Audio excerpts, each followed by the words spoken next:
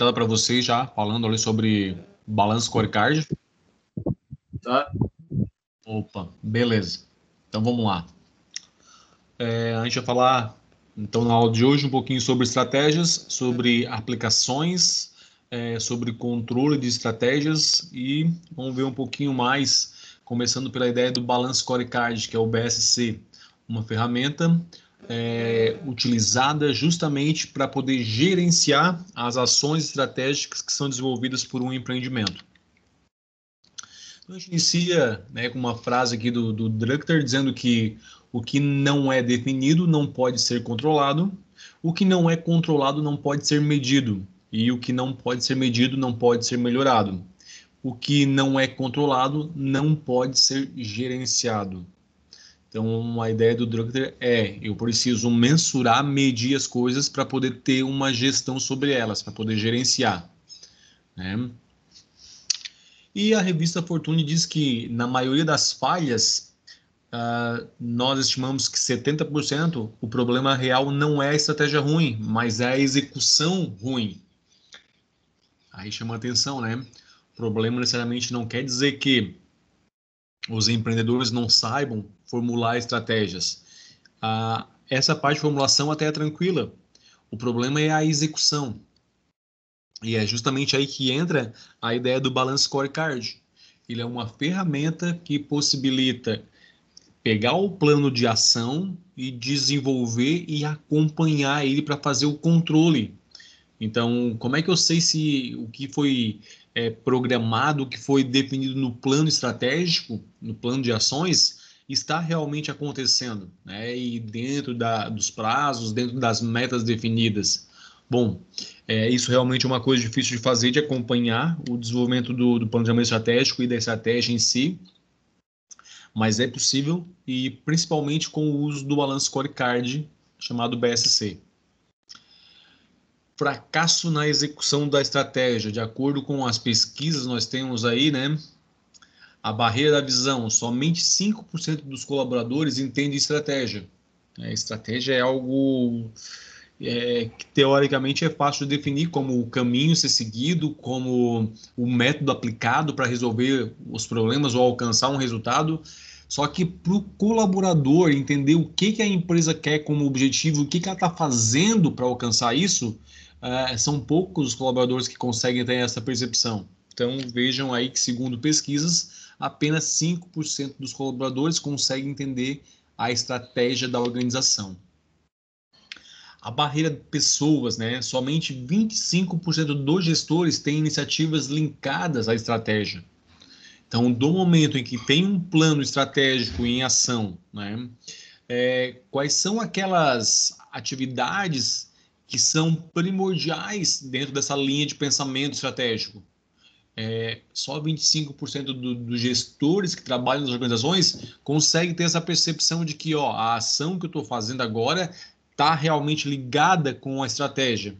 Porque a estratégia pode ser muito ampla, muito vasto, mas ela tem uma definição e quando ela é bem definida, quando é clara essa definição, fica mais fácil do gestor conseguir saber se o que ele está fazendo naquele momento está ou não linkado com estratégia, né? Então, para a gente entender, nem tudo que é feito, nem toda ação que é feita na empresa é estratégica.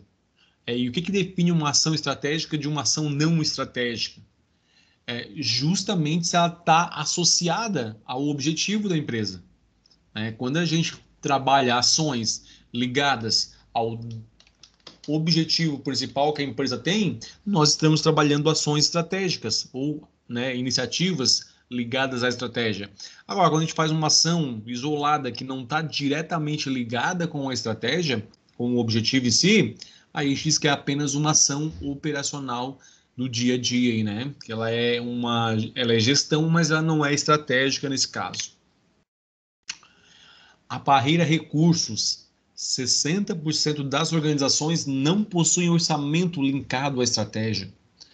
Vamos entender o que é isso, né? Olha só, foi definido, então, algumas ações, que é o desdobramento da estratégia. Quando a gente fala na estratégia, a gente não vê, mas quando a gente observa as ações, aí sim a gente entende e consegue ter a percepção do qual a estratégia sendo usada, né? Porque a estratégia ela aparece para nós fisicamente através das ações.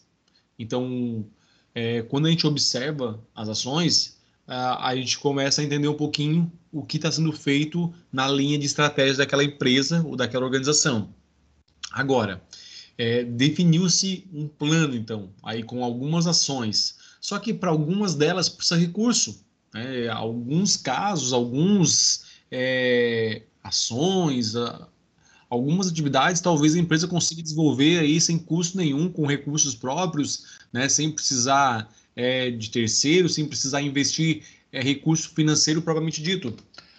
Porém, algumas ações talvez seja necessário dinheiro para fazer o investimento.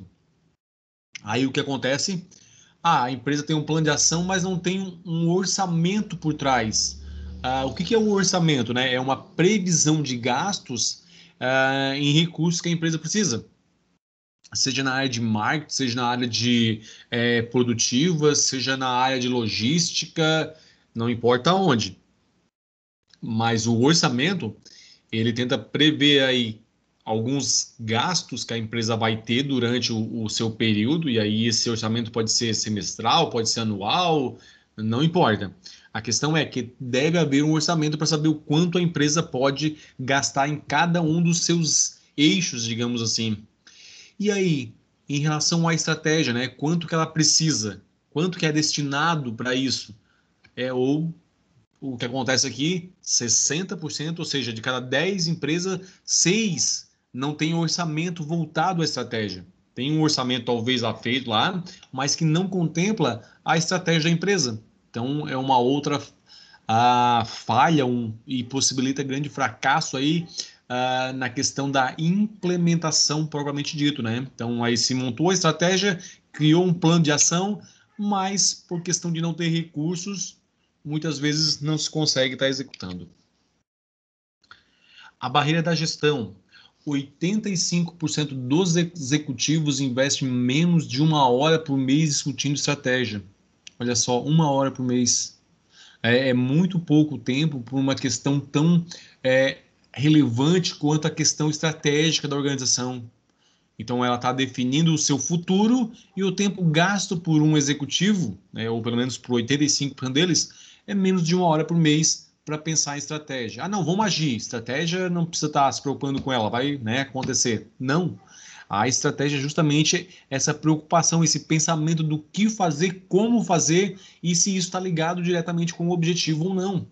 Então, vejam quantas questões aí que possibilitam que a implementação ou a execução de um plano estratégico não aconteça com efetividade, né? Ou tenha aí mais chance de fracasso do que de sucesso. BSC, né? Implementação da estratégia.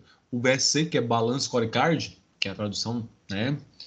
É uma ferramenta por meio do qual a estratégia é desdobrada em objetivos organizacionais. Para a implementação do BSC, é necessário que a organização tenha bem definido o seu propósito. E aí a gente começa, né? Valores, princípios pelos quais a organização é estruturada, do que ela acredita que é o correto. Ainda faz parte do propósito a missão, a razão pelo qual a organização existe, define o que ela é. Visão, que é justamente o futuro que se deseja alcançar, qual é o ponto futuro, né, onde a empresa quer chegar, o que ela quer, o que ela deseja ser aí num espaço de tempo. E ainda junto disso os objetivos, né, o objetivo geral da organização e específico de cada perspectiva. Então o BSC trabalha com perspectivas. O que é isso, né? É uma separação de alguns critérios através do qual ele faz a gestão e a separação dos objetivos. Então, eu tenho um objetivo geral, que é o macro, e aí eu tenho 4 perspectivas. Essas perspectivas automaticamente são parte do todo, do geral, né? Então, vamos ver um pouquinho melhor isso. Então, quando se fala no propósito, a gente fala missão, visão, valores e objetivos, né? Então, isso aí é o propósito da organização.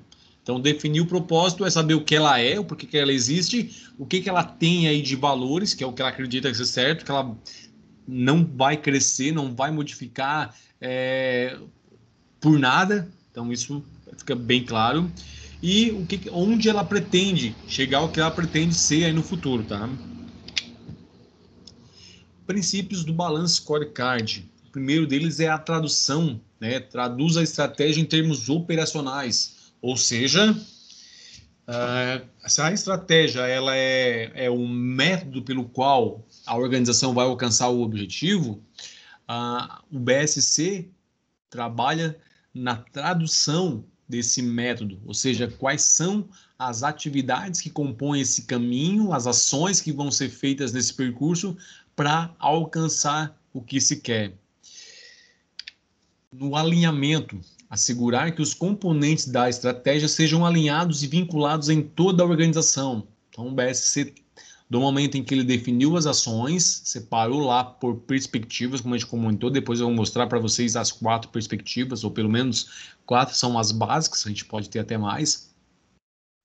Ele vai fazer o que? Um alinhamento, né? Então ele vai garantir que tudo o que está sendo feito está vinculado ao objetivo maior dentro dessas perspectivas, dentro dessas linhas aí ou eixos. A comunicação, comunicar a estratégia para toda a organização. Então o que ele faz? Ele vai traduzir, alinhar e agora vai mostrar para as pessoas dentro da organização, vai explicar para elas e mostrar assim, ó, isso aqui é o que a gente quer e a sua parte está aqui dentro, né? E por fim, BSC é uma base, né? Ou seja, formar a base dos processos de gestão estratégicos eficaz, integrado e contínuo. Bom, bem tranquilo isso, né? A base, ou seja, quais são os processos que são necessários para executar a estratégia. E por último, não menos importante, a questão da mobilização. Ou seja, fazer com que todas as pessoas, todas as organizações que estão envolvidas nessa questão estratégica, realmente se mobilizem em prol da sua execução e da garantia da sua implementação de forma efetiva. Bom, acho que até aqui está tudo tranquilo, né? Tudo certo, imagino. Pessoal, comentei quando vocês tiverem alguma dúvida, deem um opa aí, a gente para aí, né? E verifica o que precisa estar abordando com mais definição, com maior detalhamento, se for o caso, tá? Vamos seguindo, então. Passos para a aplicação da ferramenta. Nós estamos falando do Balance Scorecard, BSC, tá? Então, ele define o caminho pelo qual a organização pretende alcançar seus objetivos. E o primeiro dele é justamente essa questão estratégica. O que é, afinal de contas, a estratégia, né? O que a gente poderia definir como estratégia? Bom, estratégia, gente, é justamente um caminho escolhido pela empresa para alcançar o objetivo, que é o próximo passo aí na nossa sequência. Olha só, a gente começa pela estratégia. Então, o primeiro passo é o que eu quero? Quais são os objetivos? Então, vamos lá. Os objetivos são específicos para cada perspectiva do BSC.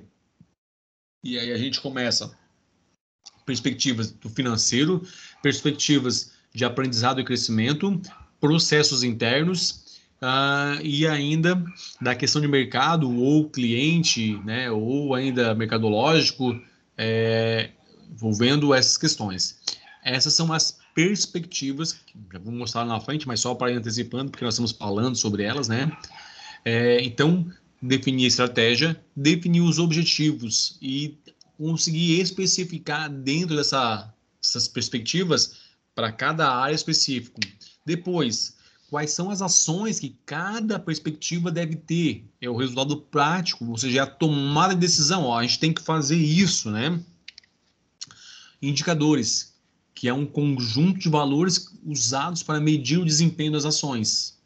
Então, o que a gente faz? Vamos usar um indicador percentual de faturamento, né? Ou lucratividade, rentabilidade, grau de endividamento, grau de turnover, rotatividade, grau de absenteísmo. Nós temos vários indicadores. A questão é, de acordo com os objetivos elencados na estratégia, quais indicadores eu devo usar, tá? Porque senão a gente tem muito indicador, daqui a pouco fica usando indicador que, sinceramente, não está ligado à estratégia. E, por último, a questão da avaliação. Etapa na qual é feita a confrontação dos resultados. Ou seja, nós pegamos os resultados que a gente tem agora com os que a gente tinha planejado lá atrás. Então, uma confrontação entre os obtidos e o que era esperado. E aí a gente vê se há muita distorção, né, entre o que a gente queria e o que a gente quer agora. Se tiver muito distanciamento aí, a gente precisa rever toda a questão de estratégia. Porém, se for pouca coisa, a gente pode só fazer alguns ajustes, né? Então, a questão é sempre estar revendo essa questão estratégica aí para verificar se o que nós temos, o que estamos alcançando, está de acordo com o que foi planejado, né? Uma das atividades básicas de administração é planejamento. Quando a gente fala em estratégia ou planejamento estratégico, nós continuamos tendo um plano de ações para alcançar um objetivo específico, que daí é a ação estratégica ou planejamento estratégico. E lá, quando a gente planejou, o que a gente queria ser? Para ser tal coisa que a empresa definiu na sua visão, ser referência na área de atuação, ser a maior do sul do país, o que precisava fazer para isso? E, né, como a gente vai quebrando esse objetivo em partes, que são as metas, para o primeiro ano a gente precisava fazer isso, para o segundo fazer aquilo, para o terceiro aquilo outro, para o quarto aquilo, e no quinto ano a gente alcança o que se quer. Então, no primeiro ano, a gente já vai pegar assim, peraí, o que a gente tinha programado de meta para alcançar para esse primeiro ano? E aí a gente vai ver os resultados obtidos. A gente alcançou? Não, tá próximo? Tá. Então, beleza, vamos fazer mais alguns ajustes e seguir em frente. Não, tá muito longe do que a gente tinha planejado. Então, a gente tem que rever se os indicadores estão ok, se as ações estão corretas, se a estratégia está ok mesmo, se precisa capacitar a empresa para ela. Precisa ser revisto com mais cuidado e talvez fazer uma intervenção em algumas áreas. Tá? Mas a ideia de avaliação, acompanhamento, controle é justamente isso. Como é que eu faço avaliação de uma organização? Né? Eu vejo os resultados e eu tenho que ter uma comparação, porque se a gente não tiver uma base para comparar, qualquer resultado está valendo. Então, se ele falou que, por exemplo, ele queria uma rentabilidade no primeiro ano de, vamos lá, 5%.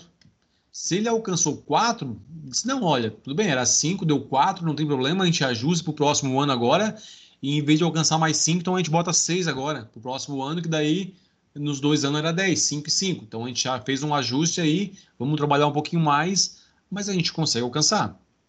Agora, se a gente não tem parâmetro nenhum, não tinha especificado nada, só disse, a gente quer a rentabilidade, mas não definiu um valor, a gente chega agora aqui, calcula a rentabilidade, deu 1%, está sendo rentável, né? Então tá bom. Sempre que a gente fala na avaliação, a gente tem que ter um critério para balizar, para avaliar ela. Então é justamente ou planejado, ou um anterior, né, ou que já foi definido aí. Mas a gente precisa ter esses resultados esperados bem claros e essa confrontação com o que a gente está alcançando. Aqui são as perspectivas, né? Então, finanças, né? Nesse caso, processos, customers, que seriam aí os nossos clientes, mercados ou mercadológicos, e desenvolvimento e crescimento, que é o L mais o D ali, tá? O Balance Scorecard é um método de gestão que leva uma empresa ou unidade de negócio a se voltar tanto para a consecução de resultados no presente como para a criação de valor futuro, através da tradução da missão e da visão empresarial e do planejamento estratégico, montando sobre 4 perspectivas organizacionais. Então, quando a gente fala em 4 perspectivas, aí a gente está falando em perspectiva financeira, onde a gente vai avaliar resultados financeiros, vai avaliar a questão de clientes, customers, lá que a gente falou ali atrás, que é o nosso mercado base, vai avaliar processos, que seriam as atividades internas, as rotinas administrativas, produtivas e outros, e o aprendizado e crescimento, que são as pessoas da organização. Então, vejam que o BSC, ele consegue, nessas 4 perspectivas, dar conta de toda a empresa.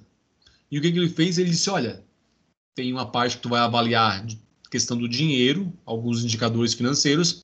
Outra parte, a gente vai analisar como é que a gente está em relação ao mercado, aos clientes. Vamos entender como estamos internamente, se nossos processos estão adequados ou não.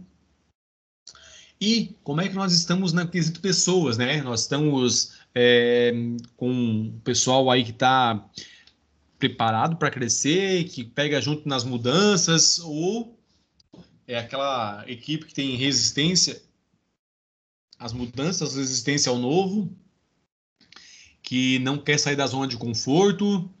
Então, o BSC faz a gente repensar esses itens aí, né? E repensar e ver de que forma que ele tem que ser trabalhado dentro da organização. Vamos falar um pouquinho mais sobre isso. Então, vamos lá.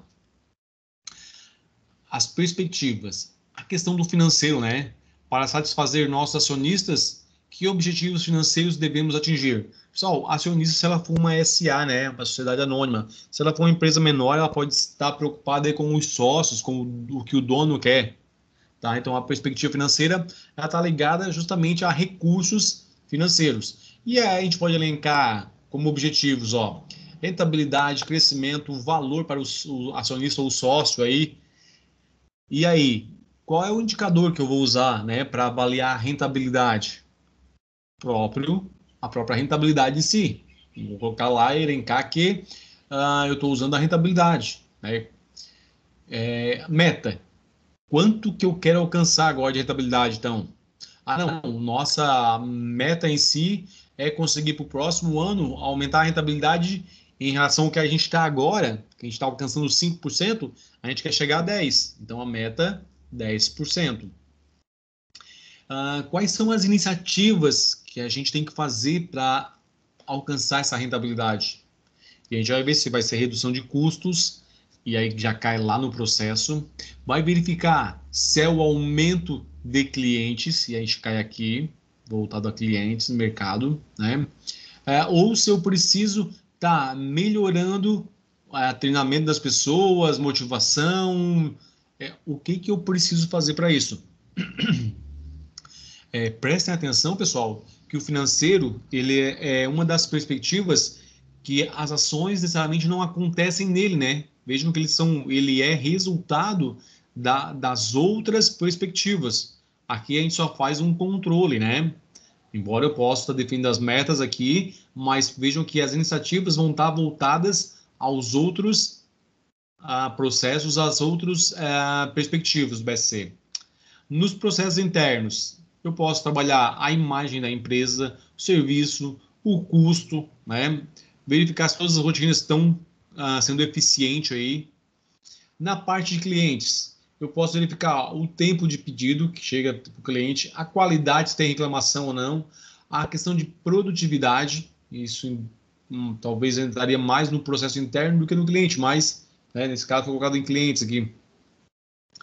Então, no aprendizado e crescimento, eu vou avaliar o quanto a gente está investindo hoje na questão de treinamento, aprendizado contínuo, o nosso ativo intelectual, aí, ou os ativos intelectuais, que é assim, ó, quanto eu estou conseguindo reter de pessoas treinadas, adequadas, como é que está a minha rotatividade, e inovação para o mercado. Também pode ser um outro indicador aí, eu tenho que definir para cada um deles a meta e iniciativa que seriam as ações. Então vejam, pessoal, olha só, nós falamos lá atrás em estratégia, o BSC pegou o quê? Meio que dividiu aí em caixinhas, pegou e disse, ó, financeiro a gente vai avaliar isso. Nos processos internos, isso aqui. De clientes, essa parte. E aqui embaixo, isso na questão de aprendizado e crescimento. Então ele separou, fracionou agora a estratégia em ações entendíveis para cada um dos departamentos, para cada um aí das suas perspectivas. Então fica muito mais fácil entender essa desdobramento da estratégia através de ações, metas e indicadores para cada uma das suas perspectivas, do que talvez num todo, né? BSC, definições de objetivos. São valores quantitativos ou qualitativos a serem mantidos num certo horizonte de tempo. Os objetivos têm um caráter de perenidade e de continuidade. Então, vamos lá. quantitativo ou qualitativo, né? Ah, se eu falo em ser maior, eu estou falando em quanti. Se eu falo em ser referência, eu estou falando em quali. Né? Então, eu posso ter aí tanto questões qualitativas quanto quantitativas. Depende do que a empresa definiu como objetivo. Num horizonte de tempo, qual é o prazo que a gente quer alcançar isso? Porque se não tiver prazo, a gente pode trabalhar 5, 10, 15 anos para isso e a gente está trabalhando para isso, mas nunca vai chegar lá porque a gente não tem um prazo. Então, definir prazo também é fundamental na questão de objetivos. Caráter de perenidade, ou seja, né, ele tem que ter um tempo aí onde você alcança ele, ó. Essa meta aqui é para um ano, depois já não vale mais. Depois tem uma outra meta. Então ela é perene, ela se encerra. Continuidade, por quê? Porque ela se encerrou ali, mas no próximo ano tem uma nova meta. Então ela, ao mesmo tempo que ela se encerra, que ela fecha um ciclo, ela inicia um outro nessa lógica de continuidade. E aí, quais seriam alguns exemplos de objetivos? Ó, manter o índice de satisfação dos clientes acima de 95%. Manter o índice de rejeição de peças abaixo de 1%. Um prazo de entrega inferior a 72 horas. Talvez conseguir aí ou manter, né, uma certificação ISO 9000 ou aumentar o faturamento em 20%. Então vejam que são, na maior parte deles aqui, são quantitativos, se não dizer quase todos aí, né? Aqui nós temos o valor ali expresso ali, né, tirando a certificação da ISO, que é manter, então não tem, mas no restante tem valores ali de horas, percentuais e outros. Faltaria definir agora a questão assim, ó, para quando que é isso, né, uma questão ali, e se a gente for pegar agora assim, ó, o índice de satisfação dos clientes. Hoje nós estamos em 90%, por exemplo, aí, ou 85%, vamos lá, vamos para 10% de margem aí, né? 85%. Para o próximo ano, não vai alcançar já o 95%. Então, vamos definir 90% próximo ano. Então, um ano, perenidade. Continuidade, para o segundo ano, daí sim, a gente quer partir do 90% para o 95%. Continuidade, tá? Metas. Bom, pessoal, as metas, elas são aí o fracionamento do nosso objetivo em partes menores, né? É como se fossem, ó, as nossas notas, né, para passar de semestre. Eu preciso alcançar a média lá atrás, ó. A média, ok. Para alcançar a média tem 3 notas, a V1, a V2 e a V3. Né? Então, a média automaticamente é 6 lá. Então, qual é o objetivo, desculpa, né? O objetivo que é a nossa média final lá. Qual vai ser a primeira meta? A primeira avaliação. Então, a meta é pelo menos tirar um 6 aqui já, né? Ou a gente pode ser mais arrojado, ó. Eu quero tirar uma nota 9 aqui, um outro 8 aqui, para ficar mais tranquilo para essa terceira nota. Terceira meta, né? Então, para chegar aqui bem descansado. Pessoal, é só entender que nós estamos pegando um objetivo maior e fracionando ele, né, em partes, e aqui embaixo nós teríamos o tempo. Ó, a primeira meta alcança tal, a segunda meta no mês ou no ano tal, a terceira nesse ano, e assim a gente alcançou o objetivo final. Então, ó, vamos tentar transformar isso aqui, passar isso para dentro de uma organização, dentro de um empreendimento, né? Faturamento, vamos lá. Vamos dizer que o nosso objetivo é aumentar o faturamento em 15%. Tá? Vamos usar número redondo para ficar bem tranquilo aí.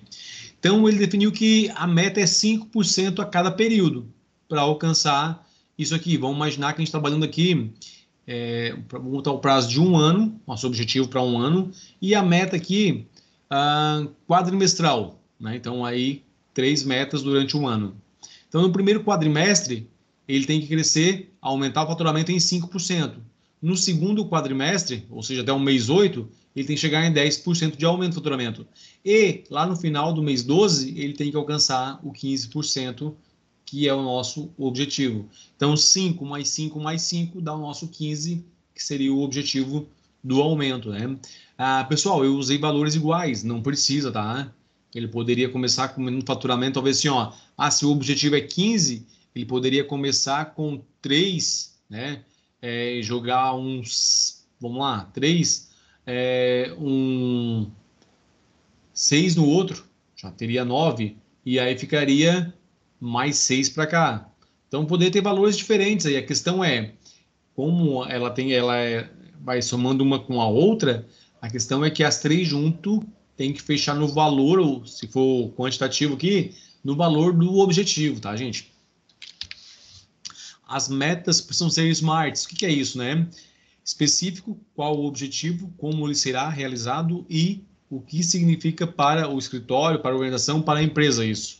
Mensurável, capacidade de medir e acompanhar o cumprimento da meta. Atingível, potencial de se transformar em realidade, né? Então, se eu boto uma meta às vezes muito alta, o pessoal já olha e diz, ó, cara, a gente pode estar trabalhando do jeito que for aqui, que nós não vamos conseguir alcançar essa meta. E aí o pessoal acaba muitas vezes se desanimando, né?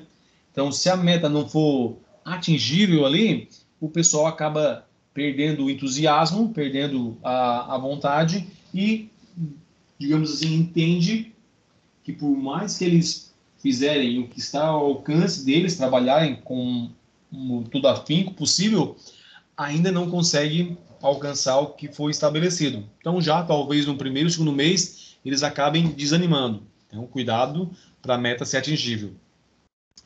Ela deve ser relevante, né? Então, também, ó, aqui já pega gancho no atingível. Pessoal, da mesma forma que se eu botar o valor muito alto para a meta, o pessoal desanima porque não vai alcançar. Se eu colocar um valor muito baixo, o pessoal também vai desanimar. Ah, como assim, professor? Vai ser fácil de alcançar? Exatamente. Aí o pessoal vai ver assim, ó, cara, a gente não precisa nem se esforçar, isso aí que isso aí a gente já alcança tranquilo, não dá nada, não vamos nem esquentar a cabeça com isso. Então ela tem que ser desafiadora, né? Relevante, tem que fazer o pessoal assim, ó, não, se a gente se esforçar, a gente consegue atingir. Então tem que ter um grau aí de importância, que senão o pessoal também não vai se esforçar para alcançar, né? E às vezes vai achar que é tão fácil que já alcança que, no fim das contas, nem isso não consegue, né? E por último, temporal. É necessário que a meta tenha um tempo para ser atingida. Então, quando se fala nessa ideia de meta smart, uma meta inteligente aí, a gente fala no smart justamente porque utiliza cada uma das letras do inglês ali, do inteligente ali, para colocar essa ideia de que ela tem que ser específica, mensurável, atingível, relevante e temporal. Vejam que são, né, critérios que ela precisa ter, porque senão, se a gente botar uma meta sem definição de tempo, a gente não sabe quando vai alcançar. Se ela não for específica, a gente não souber exatamente o que tem que ser alcançado, né, ou como vai ser alcançado, também fica difícil batalhar por isso. E aí o resto mensurável, atingível, relevante, a gente já comentou. Definição de meta. Meta é o objetivo, mais o valor, mais o prazo. Então, um exemplo, aumentar o faturamento, enquanto 10%. Até quando o prazo aí? Até o final do ano. Ou reduzir o consumo de combustível da frota. Qual é o valor? A gente quer chegar em 10 mil litros. Quando? Até dezembro deste ano. Quanto a objetivos estratégicos, né? Que a gente tem aqui agora. As perspectivas, ó, financeiro, clientes, processos, infraestrutura e funcionários, ou funcionários e infraestrutura. Pessoal, vejam que alguns nomes podem se alterar um pouquinho por causa da nomenclatura, por causa do autor em si, mas a lógica é a mesma. São 4 eixos ou 4 perspectivas, como os autores do Balance Scorecard colocam aí, que é o Corton e o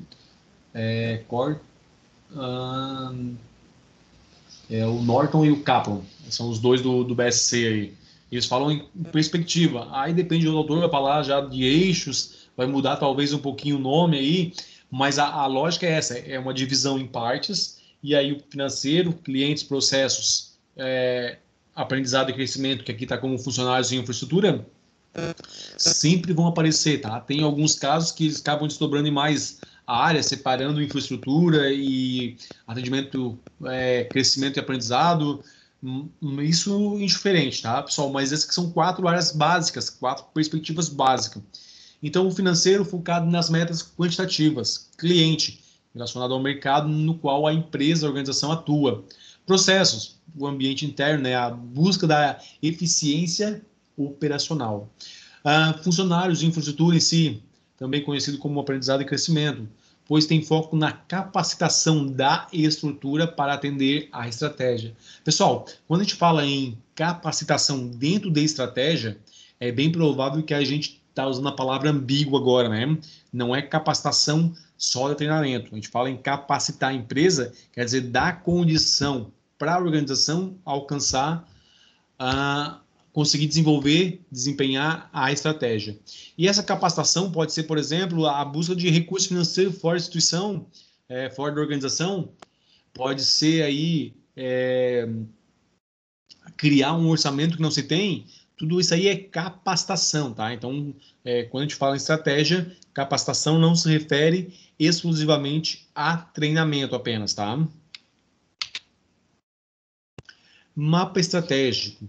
Ele é uma outra ferramenta que, junto com o BSC, né, ele acaba trazendo as perspectivas aí do BSC, as 4, e colocando isso num modelo onde a gente consegue representar a ideia de o que eu preciso fazer na base para depois avançar, qual é o efeito que vai ter na outra perspectiva, e assim sucessivamente até chegar lá na parte do objetivo. Vamos ver isso aqui, né? No exemplo fica mais fácil o entendimento. Mapa estratégico construído identifica os corretos fatores críticos de sucesso. Permite a visualização das relações de causa e efeito. Aqui a Southwest American, aqui American Airlines, que é basicamente o mapa estratégico, a definição do BSC, como ele acontece. Então, veja, nós temos finanças, clientes, processos internos e aprendizado, né? Nesse caso, o que é feito aqui em aprendizado? Foi feito um alinhamento em terra, né, do pessoal aqui. Para quê? Para um giro rápido dentro dos processos internos. Pessoal, você está numa companhia aérea, né? Eu já explico um pouquinho melhor aí como que isso acontece. Ou se não, já vamos lá, né? Que daí fica mais fácil uma explicação uma única vez. A Southwest aqui, a Airlines, ela é a companhia que tem maior eficiência operacional. O que isso quer dizer se tratando de companhias aéreas? Pessoal, quanto mais tempo um avião fica em solo, menos resultado ele dá. Para o avião dar resultado, ele tem que estar voando com pessoas, correto? Então, o tempo que ele fica no solo, e geralmente o normal das companhias aí vai até 2 horas, é uma média das companhias, ele pousou, para fazer toda a parte de manutenção, reposição, limpeza interna do avião lá que precisa lá, reabastecimento, tudo isso aí, geralmente, as companhias demoram até 2 horas para fazer. A Southwest, ela consegue fazer isso em 30 minutos, tá? Ela é uma das únicas do mundo que consegue ter esse giro rápido. Então, o que ela fez aí no planejamento estratégico dela? Ela conseguiu desenvolver uma equipe de solo, aí, uma equipe terrestre, aí, que é o pessoal que faz toda essa parte que a gente comentou, que estão trabalhando junto há um bom tempo, que sabem o que tem que ser feito, né? E que conseguem ter agilidade. E daí talvez vocês perguntem assim, tá, pessoal, mas por que as outras companhias não fazem a mesma coisa? Elas estão tentando, mas não é uma coisa fácil de alcançar, tá?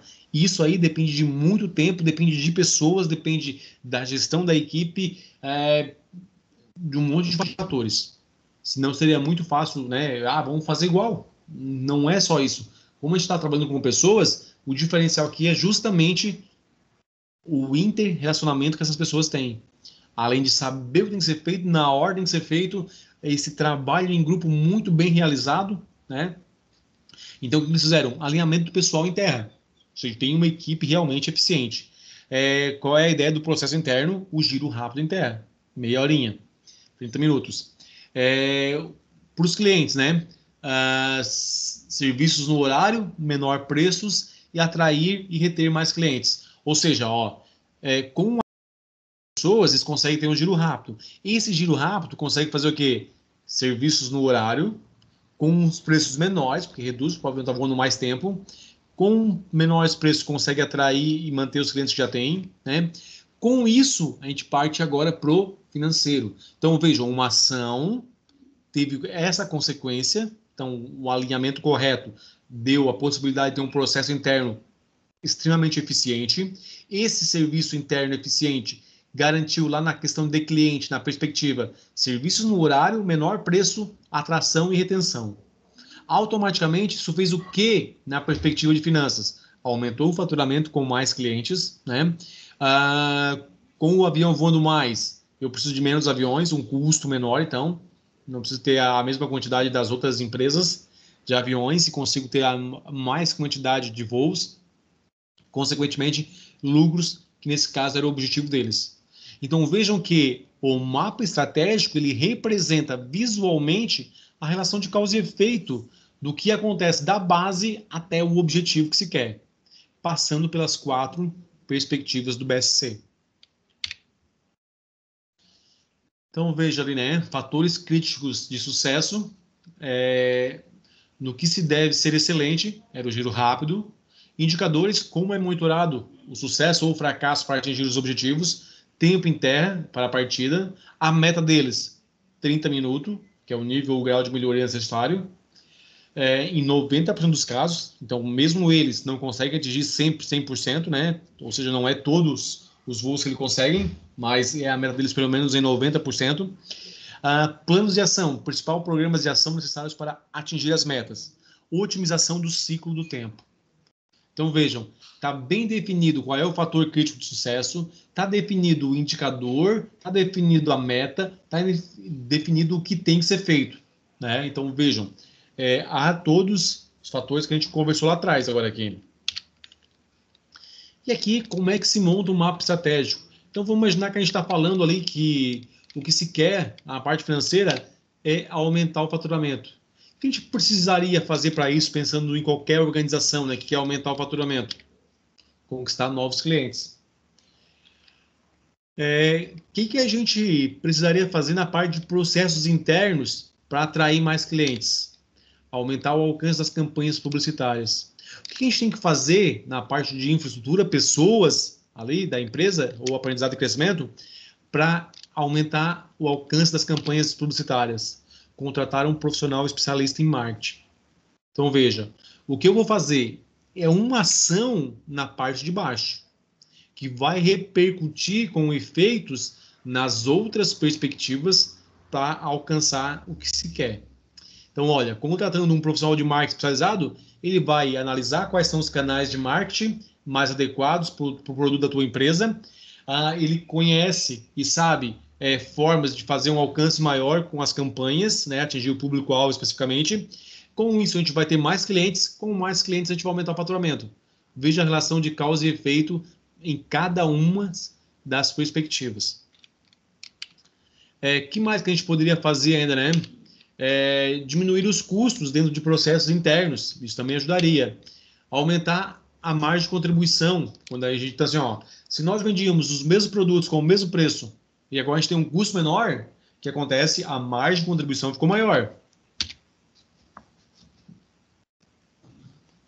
E isso vai fazer o quê? Aumentar a rentabilidade. Vejam novamente essa questão de ação e efeito, né? E também aumentar a lucratividade. Se a gente trabalhar com a ideia de qualificar os funcionários, o que a gente vai ter como consequência?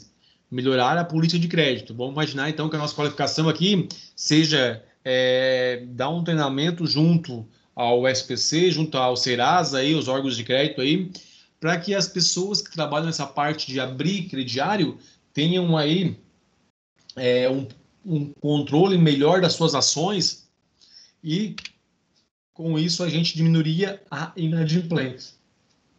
Vejam novamente a relação de causa e efeito, né? Então, o principal ponto do mapa estratégico, isso aqui é o mapa estratégico que a gente está visualizando aqui, ele é de ser visual, de manter as perspectivas do BSC e de conseguir apresentar para a gente agora de uma forma visual, né, gráfica, digamos assim, o que é feito num lugar e o que vai ter como consequência no próximo. Né? Então, partindo do aprendizado e crescimento, processos internos, clientes e financeiro. Então, fica fácil de entender e acompanhar. Mapa estratégico, né? Então, vamos lá, de acordo com o Kaplan e Norton, como falei, que são os caras que criaram o BSC, o mapa estratégico acrescenta uma segunda camada de detalhes ao Balance Scorecard, ilustrando a dinâmica temporal da estratégia e também adiciona um nível de detalhe que melhora a clareza e o foco, ao mesmo tempo em que o Balance Scorecard traduz os objetivos do mapa estratégico em indicadores e metas. Ah, professor, mas eu não consegui ver tudo aquilo ali que tu falou, que eles estão falando, aí os autores estão falando, naquilo que tu mostrou ali atrás. Pessoal, aquilo lá é um modelo, a gente pode detalhar ele um pouco melhor e deixar ele visualmente dessa forma. Olha só, eu tenho ali as perspectivas, vejam que elas continuam existindo, ó. Aqui a gente mudou agora de cliente para mercado, processo organizacional, mas ele continua, as 4 perspectivas são as mesmas, a gente tem uma alteração de nomenclatura. A gente tem os objetivos estratégicos para cada uma das áreas ou das perspectivas.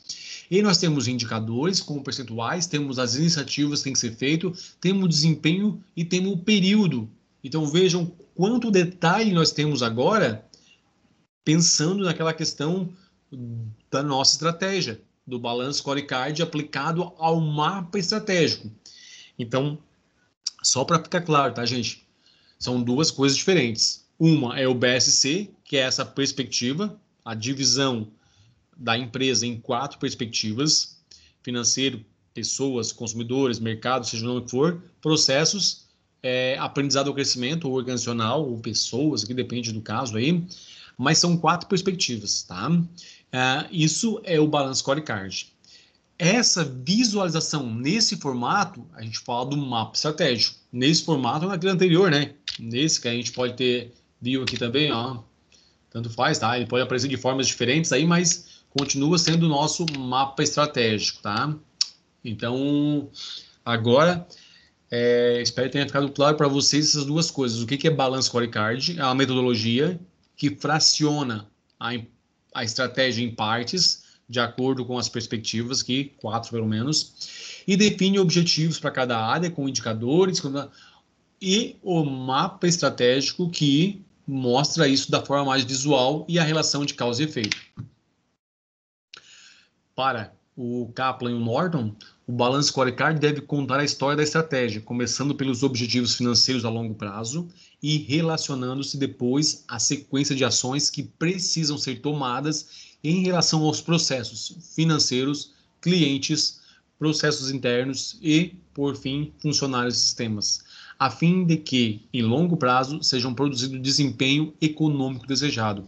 Pessoal, reparem as 4 perspectivas: financeiros, clientes, processos internos e aprendizado e crescimento, tá? Então, o Balance Scorecard, ele tem como base essa separação, esse fracionamento, tá, desses itens. Então, como é que a gente faz isso? Primeira coisa, diagnóstico, né? Se a gente está falando aí em planejamento estratégico, em estratégia, o primeiro passo é fazer um diagnóstico. Identificar pontos fortes e fracos, ameaças e oportunidades e deixar isso bem especificado para compreendê-las. Num segundo momento, montar aí a missão, visão, valores para construir depois o mapa estratégico com as perspectivas do BSC e com o objetivo. Terceiro, criar indicadores, né, aí em níveis específicos, tanto operacional, tático e estratégico, para acompanhar ou definir as metas. Projetos e processos. Elencar os projetos e processos vinculados aos objetivos estratégicos. E, por último, o 5º item aí, as ações. Detalhar o plano de ação para cada projeto ou processo com prazos responsáveis, né? Então, vejam que a ideia é ter uma metodologia, um método, que é o BSC, através do qual possibilita desdobrar a estratégia, ou seja, criar ações, criar indicadores, ter objetivos para as áreas e conseguir facilitar o acompanhamento e a aplicação da estratégia, né? Então, como é que a gente poderia fazer isso? Por exemplo, montando uma lista com objetivos, indicadores, metas e a ação, a estratégia. Vamos lá, conquistar novos clientes seria o nosso objetivo. Qual é o indicador que a gente usaria para isso? Número de clientes. Hoje a gente tem uma carteira de clientes aí na faixa de, vamos imaginar, 100 clientes. E a gente aí está querendo aumentar isso. Como é que a gente vai fazer? A gente quer para o próximo ano aumentar em 10%. Ou seja, passar de 100 para 110 clientes. Qual é a ação? Qual é a estratégia que a gente vai fazer? Qual é a ação, então? Vamos fazer uma campanha de marketing, por exemplo. Ok? Então, essa é a lógica, né? Então, eu tenho um objetivo, um indicador, uma meta e uma ação que é a nossa estratégia. Como fazer? Ok? Pessoal, dessa parte de estratégias, para a gente não se alongar demais, seria isso. Alguma dúvida? Questionamento?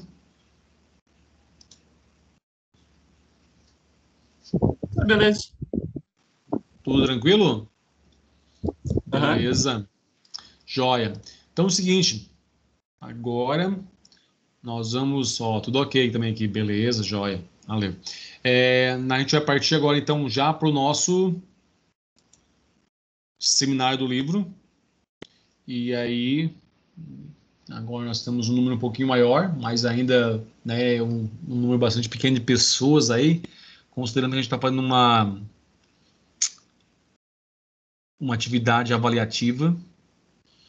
E aí depois a minha preocupação vai ser com quem não está presente, né? Mas tudo bem, depois eu vejo como que fica esses casos, né?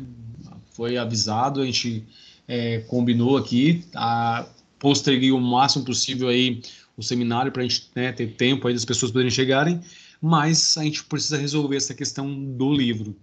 Então vamos lá, deixa eu só abrir aqui para a gente já dar sequência.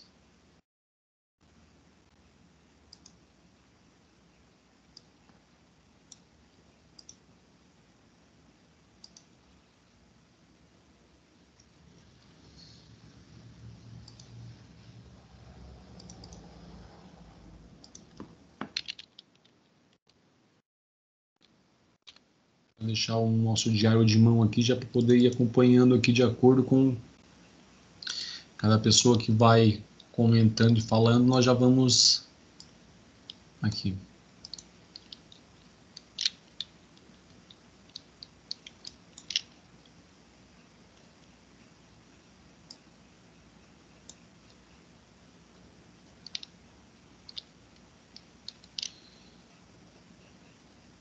Pessoal, só um minutinho para mim, tá? Peraí.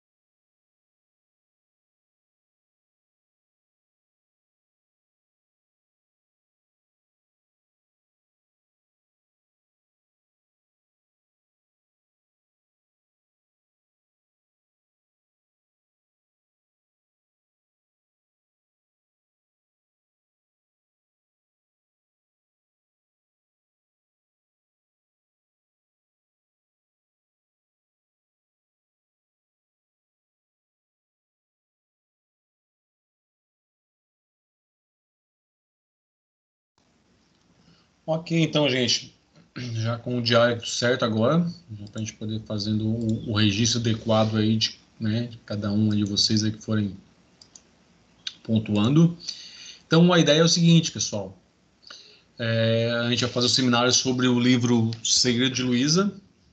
Ele é um livro aí do Dolabella. É bem interessante para essa parte de empreendedorismo. Um livro de leitura bem tranquila, né? Ela flui bastante quando você começa a fazer leitura.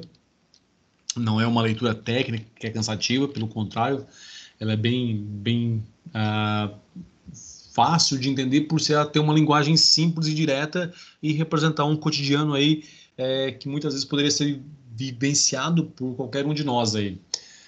Tá, mas vamos lá, né? A ideia é que a gente faça o seminário do livro e vocês falem sobre o livro e não eu como professor. Então é o seguinte, a gente vai tentar manter uma linha lógica do temporal do livro ali, tá? Então, quem quiser falar, começar a contar a história, né, começar a falar, discutir sobre essas partes do que leu, que chamou mais atenção, mas eu queria manter uma linha de pensamento para a gente entender onde é que a gente está do livro, o que, que o livro está falando e, né, qual foi o que eu consegui retirar, né, qual foi o meu achado aí dessa leitura em si, dessa parte. Não vou aí obrigar ninguém, pessoal, é de acordo com a participação, tá? Então, quem quiser começar, aí fica à vontade para falar para nós aí o que começa a falar o livro, o que ele conta aí, e aí a gente vai puxando assunto aí, algumas perguntas, vai discutindo, vai conversando. Quem que tem interesse em estar iniciando aí, gente?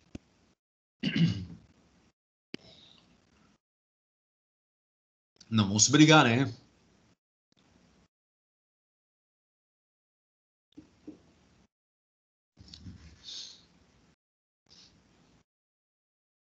E aí, pessoal? Eu posso Ninguém? começar, então. Opa, vamos lá, né?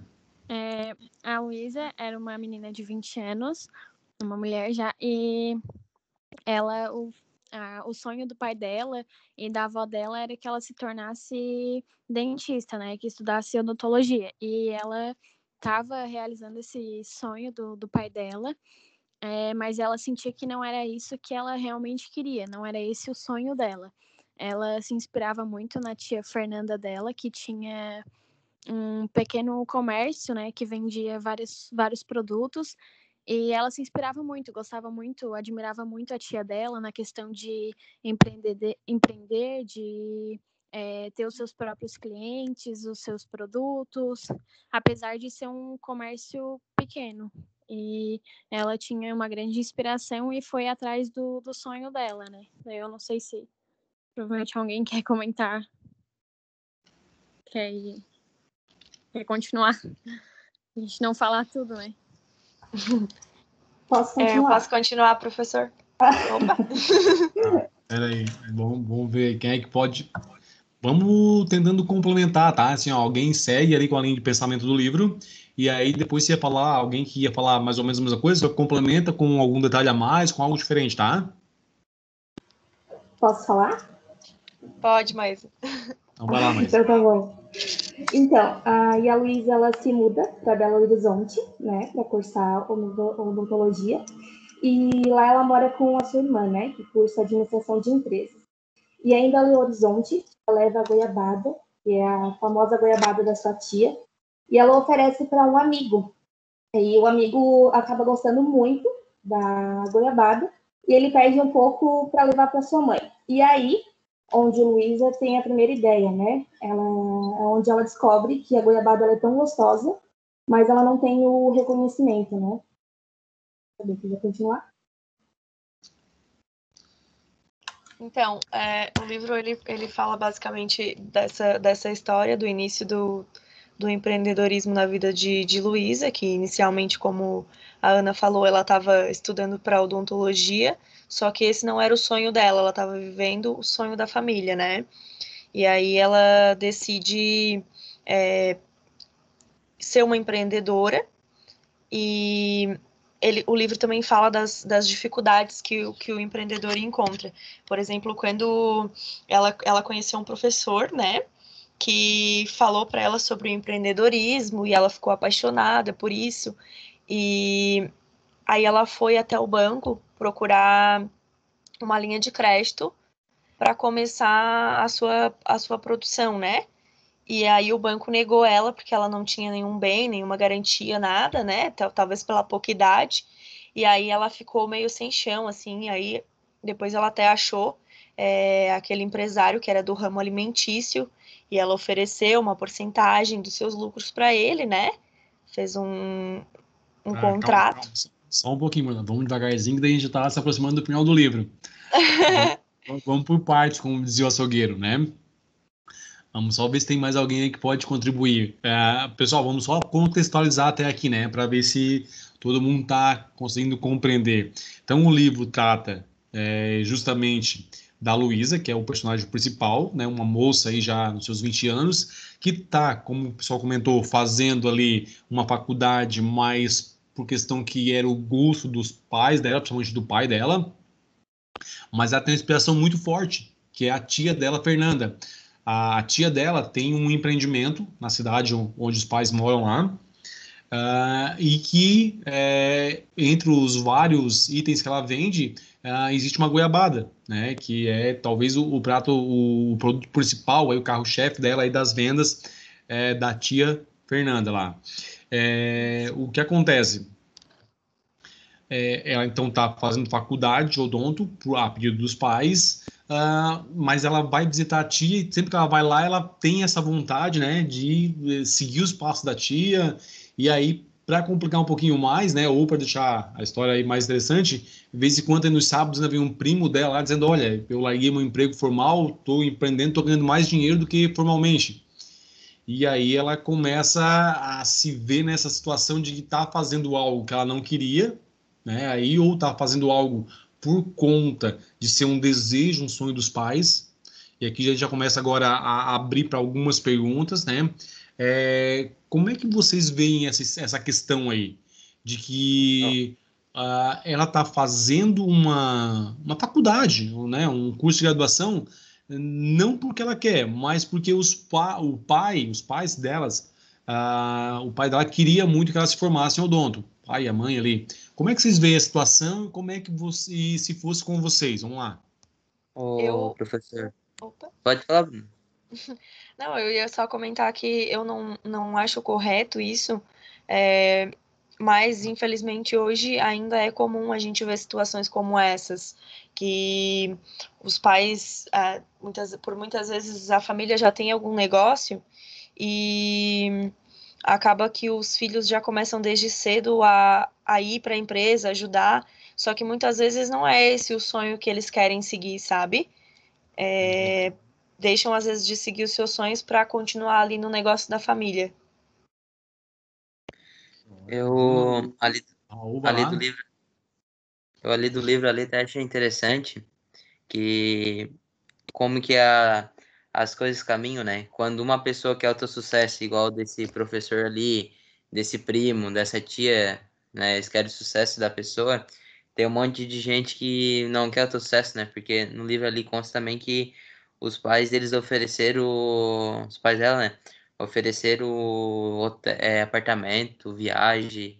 Até o próprio noivo pediu pra parar com essa ideia, tudo, né?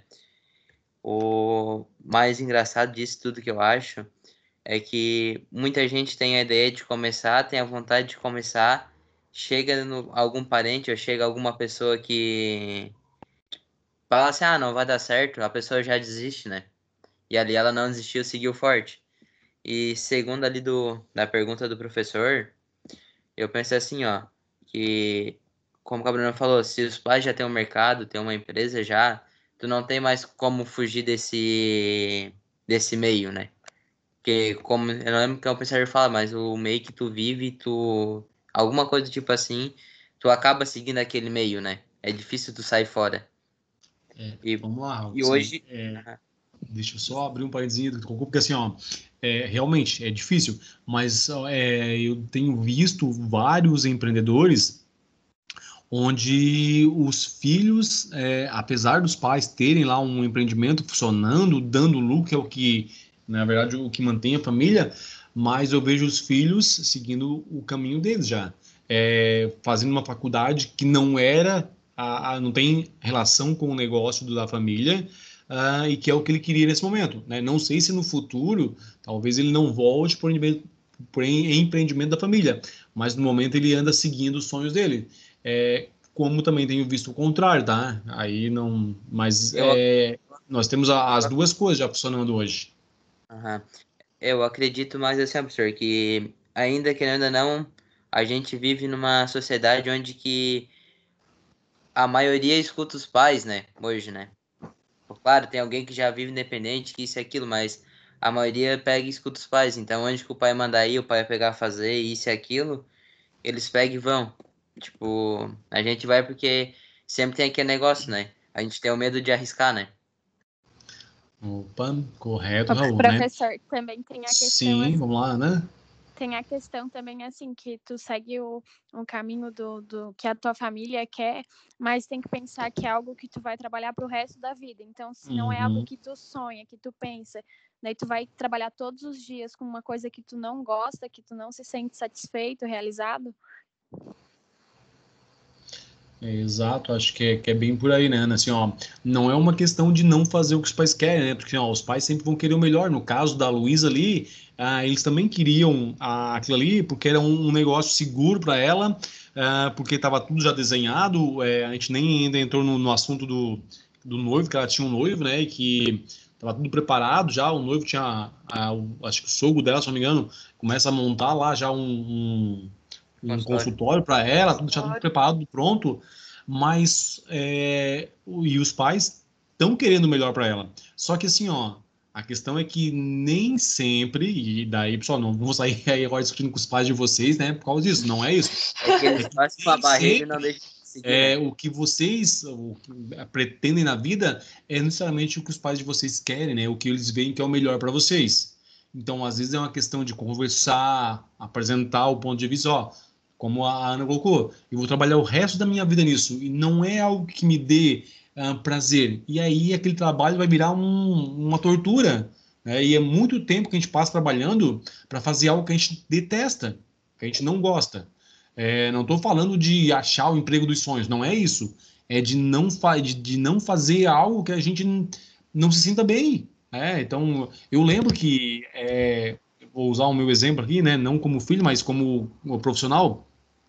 Eu trabalhei numa empresa em um setor que eu não conseguia, por mais que eu me esforçasse, eu não gostava. Não, assim, ó, não ia, e eu me dedicava ao máximo, eu fazia tudo, né, tanto que depois eu evoluí para outros departamentos, para outros setores, mas aquele setor me marcou porque, assim, ó, era algo que eu fazia por uma obrigação, porque eu queria como é que eu vou dizer, galgar alguns degraus e eu precisava passar por ali, mas não era algo que me desse vontade de trabalhar. Assim, não é uma questão que era um serviço difícil, era algo tranquilo de fazer, mas não me chamava atenção como trabalho. Né? Não me dava vontade de, assim, aí a segunda-feira era difícil, tinha que trabalhar, a gente viu o volume de serviço, já ficava triste, e né, depois quando eu trabalhei em outros departamentos, que eram departamentos que eu mais ou menos tinha afinidade, que eu gostava mais, cara, até hoje eu trabalho, eu não vejo o tempo passar, eu vou pro trabalho, a hora que eu vejo na hora de vir embora, as coisas acontecem muito rápido. Isso significa o quê? Que a gente faz o que a gente gosta, né? Quando a gente faz o que está desenvolvendo atividade que a gente não gosta, um trabalho que a gente não gosta, o tempo não passa, a gente olha pro relógio e passou 5 minutinhos, tu parece que tá 2, 3 horas trabalhando, olha de novo no relógio, mais 5 minutos. Então, trabalho é uma coisa que a gente vai ter por uma boa parte da vida da gente. Tem que ser alguma coisa que a gente tem afinidade, né? Então, esse é um ponto para conversar. Tá, gente, não vão sair aí chutando o pau da barraca e dizendo, não, o professor falou lá assim que tem que ser assim. Não, não é isso. É uma questão que os pais sempre vão querer o melhor. Só que, às vezes, o melhor que eles estão pensando para vocês é segurança na questão financeira. Né? E aí cabe a vocês mostrar, provar por A mais B que há possibilidades de ter sucesso financeiro aí, talvez, em uma outra área, na área que vocês querem. Desculpa que eu cortei alguém aí. Vamos lá, quem que era? E eu entrei para ser estagiária na Secretaria da Saúde aqui de Lauro Miller. Uhum. E me prometeram o cargo na parte administrativa, né? Que era o que eu queria. Só que, com o andamento das coisas, eles me jogaram para a farmácia pública, para mexer com medicação. E eu odeio mexer com medicação. E agora eu saí essa semana, mas, nossa, quando tu não gosta de um emprego é muito ruim. Nossa, eu não gosto de mexer com ela. Então era muito ruim. Exato, Rafael, é bem assim. Então a gente tem que procurar encontrar algo que a gente gosta de fazer, né? Como eu falei, não é uma questão de ficar correndo atrás do emprego dos sonhos, porque isso às vezes é difícil. Mas pelo menos que a gente tenha afinidade, que a gente se sinta bem, porque é um bom tempo da nossa vida gasto em função do trabalho. Então, se isso for aí um sacrifício, gente, olha quanto tempo vocês vão sacrificar da vida de vocês em algo que não é o que vocês querem, né? Então, eu acredito que vocês, a maioria de vocês aí estão começando a vida profissional, dá para escolher com cuidado, dá para testar várias áreas. A maioria de vocês aí não tem ainda obrigação de estar sustentando família, filhos, nada. Então, assim, ó, é o momento de vocês realmente experimentar. Faz um estágio, faz um teste, vai lá, trabalha um tempo. Não era bem aquilo que eu queria, pega uma outra área. Dá tempo para fazer isso agora, né? Vocês não vão perder nada, pelo contrário. A grande questão hoje, de a gente, como fala assim, pular de galho em galho, é se você tiver uma lista muito grande de empregos que você passou e você foi demitido deles, né? Ou você não aprendeu nada lá. Então, vai lá e diz, ó, não, eu testei, não era o que eu queria, mas eu aprendi isso lá, avancei para o próximo, aprendi uma outra coisa, mas ainda não é bem o que eu quero. E então, assim, ó, dá tempo de testando, mas, né, a gente tem que ter um cuidado. E uma coisa, pessoal, assim, ó, dificuldades, problemas, todo emprego vai ter. Pode ser o emprego dos sonhos de vocês hoje. Se vocês pegarem esse emprego que vocês querem, vocês vão ver que vai ter problema, vai ter confusão, vai ter dificuldades. Não é um mar de rosa que a gente sonha, tá? Então, se vocês estão trocando de emprego por causa dessas questões, aí tem que levar em conta que isso existe. Qualquer empresa, qualquer segmento, não existe algo perfeito, gente, tá? Sempre vai ter dificuldades aí. Mas vamos em frente. E também tem a questão de que se a gente faz algo que a gente gosta, com certeza a gente vai fazer com uma maior competência, né? Exato, Luísa. Isso a gente nem coloca em conta, né? Porque assim, ó, a ideia é que a gente tem que fazer bem qualquer coisa. Mas quando a gente faz algo que a gente gosta, acho que a dedicação é maior, o fato de tu fazer aquilo sem perceber que está te exigindo um esforço, né? A gente acaba fazendo com tranquilidade, algo além de bem feito, melhor do que se fosse algo que a gente aí estaria fazendo só por obrigação. Tá? Legal. Pessoal, vamos seguindo no livro aí para a gente não perder a nossa lógica de pensamento. Então, vamos voltar só um pouquinho. Então, nós temos a Luísa, que faz odonto por força da família, que tem na tia, que tem um empreendimento que é o Sereia Azul, né? É isso o nome? Me recorda aí se eu estou certo aí. Acho que é isso. Sereia Azul. É isso, que vende lá uma goiabada que é um sucesso. Como a Luísa faz odonto em uma outra cidade, ela acaba levando essa goiabada junto com ela. E lá, né, as pessoas começam a falar muito dessa goiabada. E aí ela tem, né, um primeiro start de que talvez ela tenha uma oportunidade em mãos, que é o produto que a tia faz, porque ela viu que nenhuma outra é igual, né? Ela passa por alguns momentos lá onde ela passa para as pessoas provarem, mostra, prova umas outras diferentes, ela vê que o sabor não tem comparação. Então, basicamente, ela vê uma oportunidade nas mãos. E aí, como é que vai agora daqui em diante?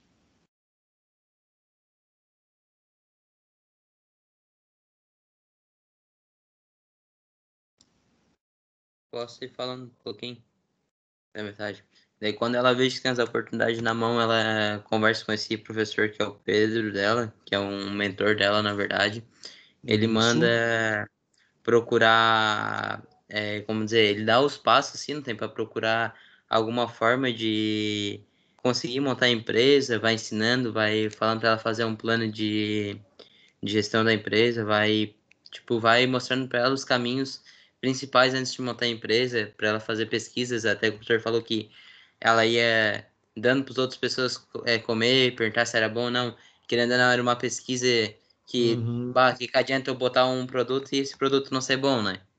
E Exato, a foi aceitação, né? a aceitação do produto, né? Aí ela começou a fazer essas pesquisas, coisas tudo. Aí ela encontra, acho que o namorado da irmã dela, se não me engano, era um administrador também. E começou a dar uma mão pra ela nessas formas. Aí outra pessoa vai te contando daí. Pra não o cara contar tudo.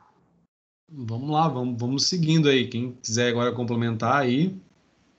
Ela, na verdade, ela tinha que identificar também que, na verdade, quando ela foi procurar o Pedro, que era o professor, ela, na verdade, saiu com mais dúvidas do que com respostas, porque ele fez um monte de perguntas para ela. Ela tinha que saber o direcionamento do negócio dela, que mercado que ela ia explorar, o que o produto dela tinha que ter diferente, os pontos de venda, design, marketing, o preço que ela ia colocar para ter uma boa venda. Então, ela, na verdade, tinha várias coisas que ela não tinha.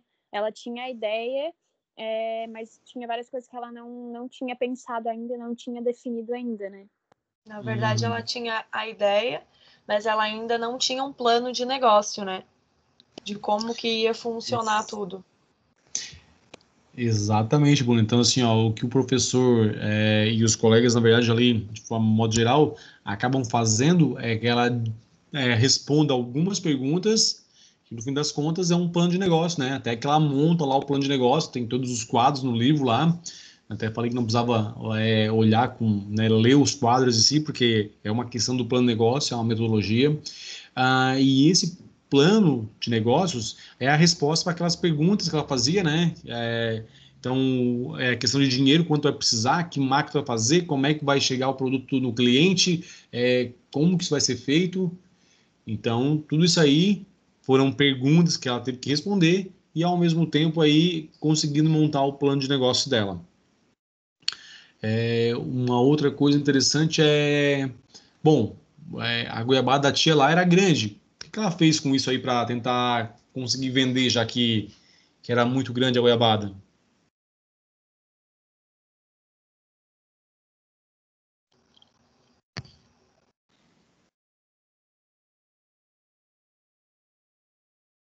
E chegando a ler essa parte ali, ela acaba tendo a ideia de, como a goiabada é grande em si, ela acaba reduzindo o tamanho em pequenas porções para vender no aeroporto, em lojas de conveniências, para ficar mais fácil, porque uma goiabada grande não era tão fácil de vender.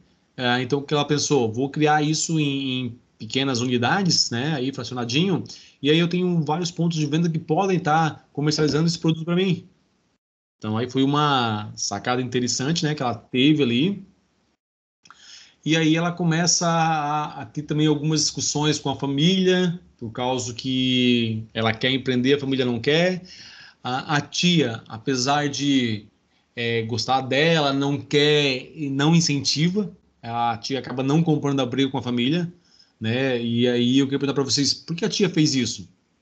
A tia, que era lá a mentora dela, a mentora não, a grande,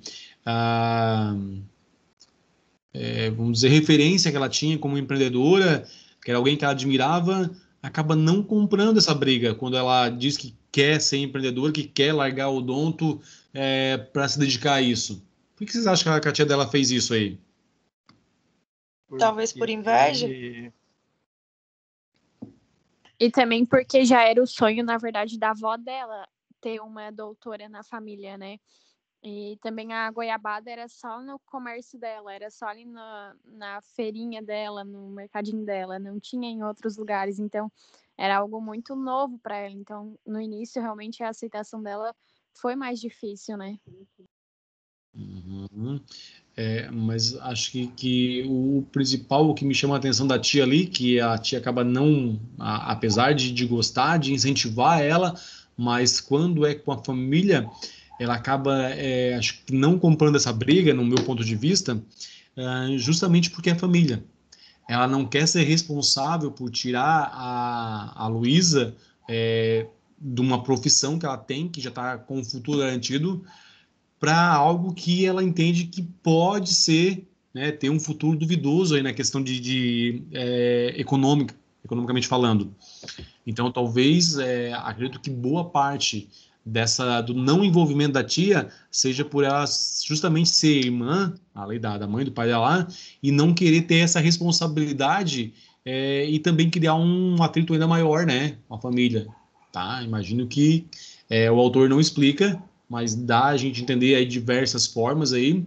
E o que eu vejo, né, quando eu li o livro a primeira vez ali, no meu entendimento, foi justamente essa, né, de ela não querer se posicionar para não comprar essa briga, porque é família, né? É complicado você dizer, ó, não, vai em frente, não ouve teus pais e faz o que tu quer, né? E depois na frente, se acontece a Luísa quebrar a cara, né? Quem que foi a pessoa que incentivou?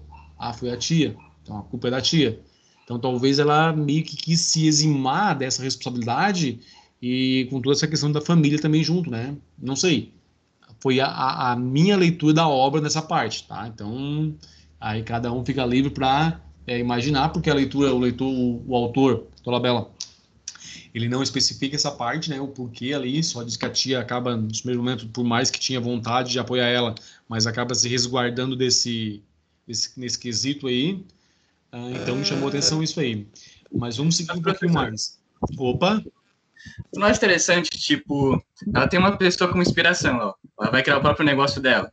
E essa pessoa, tipo, não vai te apoiar em nada. Tipo, tu não vai querer desistir desse sonho depois, alguma coisa. Tipo, vamos supor, no teu caso, o que tu faria? Quer dizer, por causa da tia ali.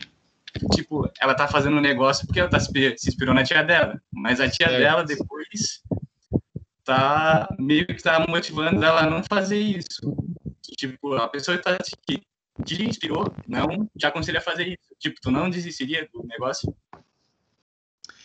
Aí talvez seria já um teste de fogo para saber realmente o quanto, né, você tem pé naquele negócio, quanto você acredita no teu empreendimento, na tua ideia. Porque se tu tiver dúvidas, com certeza nesse momento vai abandonar. Agora, pelas características de um empreendedor, se ele confia na ideia dele e ele tem, digamos aí, certeza é mal dizer, porque a gente nunca tem certeza, né? Mas se ele tem essa confiança que o negócio vai dar certo, que a possibilidade de sucesso é muito maior do que de fracasso, ele vai continuar mesmo que todo mundo diga que não dá certo. Então, essa é a questão principal do empreendedor. Talvez esse momento seja o teste de fogo para a Luísa dizer, ó, mesmo sem o apoio de ninguém da família aí, né, nem da tia, que era lá a referência dela como empreendedora, mesmo assim ela não desistiu da ideia dela. Ela continuou, ela também acaba não desistindo do odonto, né? Ela se forma depois, só que daí ela diz, ó, pai, tá aqui, eu fiz, mas não era o que eu queria, eu tô tocando o meu empreendimento e tô seguindo a minha vida, mas não era isso que eu queria. É aquela coisa que a gente falou já algumas aulas atrás, né? Que o empreendedor ele tem que ser uma pessoa corajosa também para arriscar, né? Porque tu não tem uma garantia de que as coisas vão dar certo. Por mais que tu faça um plano de negócio, que tu projete tudo da melhor forma possível, tu não tem nada que garanta que vai ter sucesso. Então, o empreendedor ele tem que ser corajoso, né? Foi o que a Luísa foi. Mesmo a tia dela que foi a inspiração dela, não apoiando ela diretamente no negócio, ela seguiu em frente, né? Exato, Bruna. Isso mesmo. Então, eu acho que isso ali foi o... Opa, pode. Vamos lá, segue. Ou seja, isso é um dos problemas que todo pequeno empreendedor sofre no começo, né? Exatamente. Aqui. Porque às vezes tu precisa, por exemplo, no caso dela, ela continuou fazendo odontologia, então ela teria, se nada desse certo, ela tem essa fuga, né? Mas Exato. tem muita gente que começa um negócio e às vezes acaba tendo que largar o emprego que tem para conseguir fazer as coisas funcionarem, sabe? E aí, no final, não dá certo, tu acaba perdendo tudo, tu fica sem nada, né?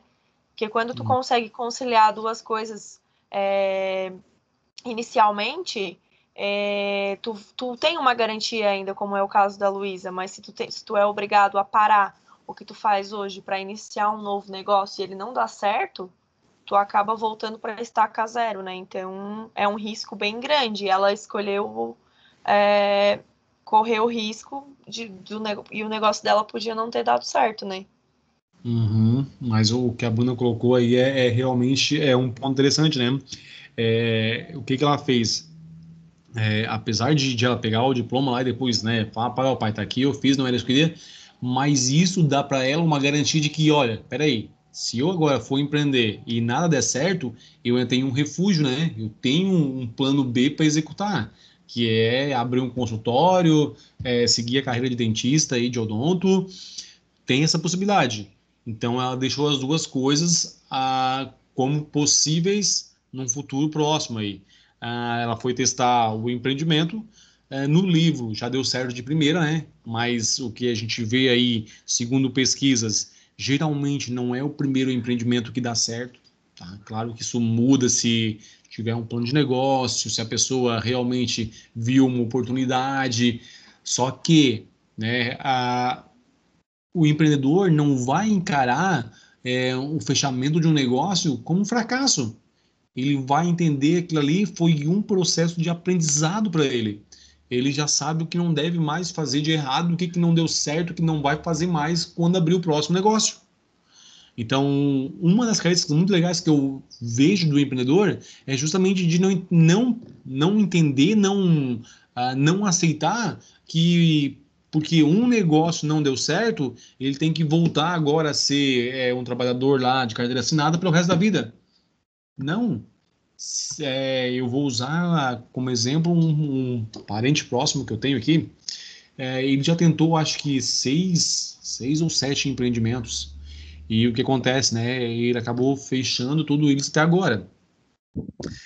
E aí, quando ele fecha, ele acaba voltando para a atividade, digamos, normal aí, né? De carteira assinada que ele tem, que é ser motorista.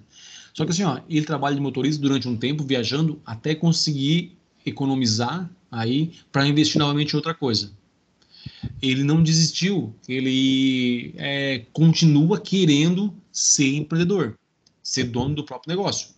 Ele já teve revenda, verdureira, comércios, várias coisas. Não deu certo ainda. Mas eu acredito que daqui a pouco ele vai encontrar algo que dê certo. Então, essa persistência e esse entender que, cara, abrir um negócio, há uma possibilidade de 50% no mínimo, que é metade, de fechar, né? Então, assim, ó, eu tenho que ter ciência de que isso não é o fim do mundo, isso é apenas uma possibilidade provável. Cara, é estatística, né? Então, assim, ó, agora, se as coisas correrem bem, se a gente tiver, como é que eu vou dizer aí, tiver um planejamento prévio, tiver já aprendido algumas coisas com erros anteriores, tudo isso vai somar para que a chance de o negócio se manter aberto por mais tempo seja muito maior, né? Ou de ser um sucesso, como a gente costuma dizer, de realmente ganhar dinheiro, com muito dinheiro aí com o negócio, né? Então, é muito relativo dizer que sucesso é dinheiro, mas quando a gente fala em negócio, geralmente quando a gente fala sucesso de um negócio é porque ele se desenvolveu bem, pelo menos isso a gente vai dizer, né? Pessoal, mais alguém quer colocar alguma coisa até aqui? Vamos seguir então para ver se a gente consegue aqui dar finalização para o nosso livro, né? A gente já está praticamente da metade para frente aí, mas vamos ver se a gente consegue aí focalizar um pouquinho mais.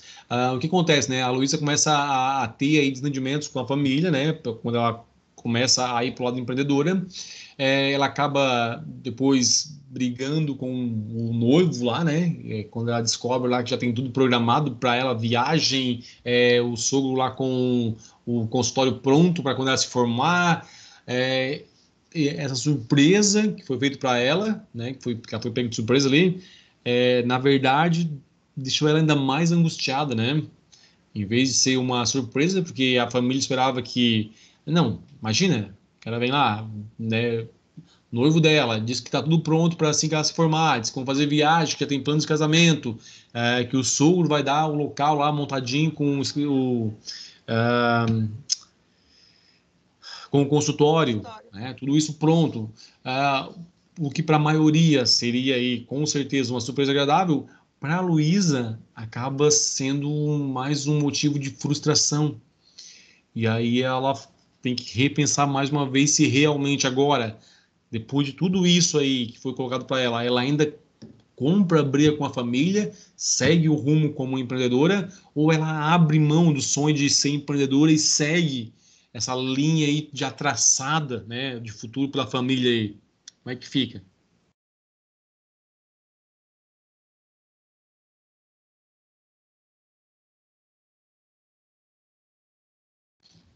Aí ela decidiu seguir com o sonho dela, né?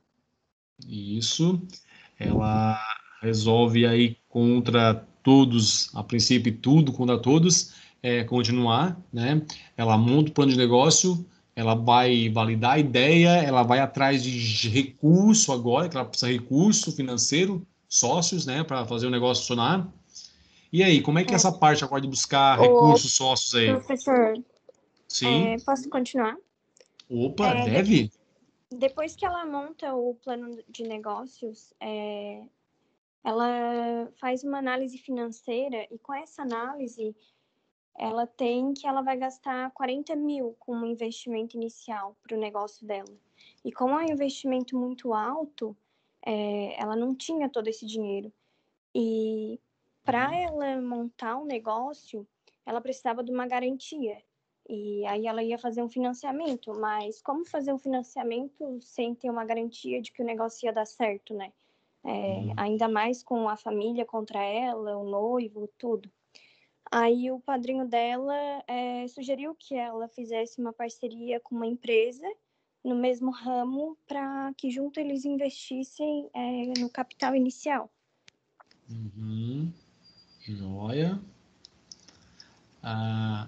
Mais alguma coisa, Larissa? Não sei se eu te cortei ou não. Não, pode, se alguém tiver alguma coisa para contribuir. Essa parte fala das dificuldades, né, que o empreendedor ele enfrenta em começar um negócio. A questão do investimento, que muitas vezes é alto, né? Ela não tinha o local para fazer a produção dos doces. Então, ela acabou conhecendo esse empresário, né? Que ela faz uma parceria com ele, uma sociedade, digamos assim. Ela oferece uma porcentagem dos lucros para ele ceder o espaço para ela poder começar a produção dela de doces, né?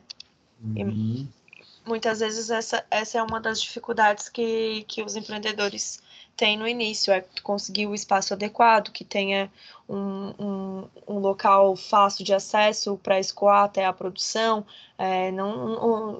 falando no âmbito geral, né?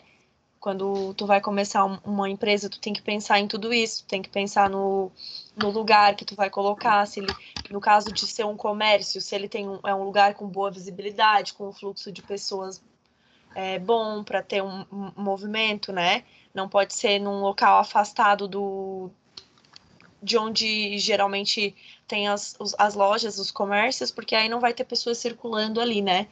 Com tanta facilidade.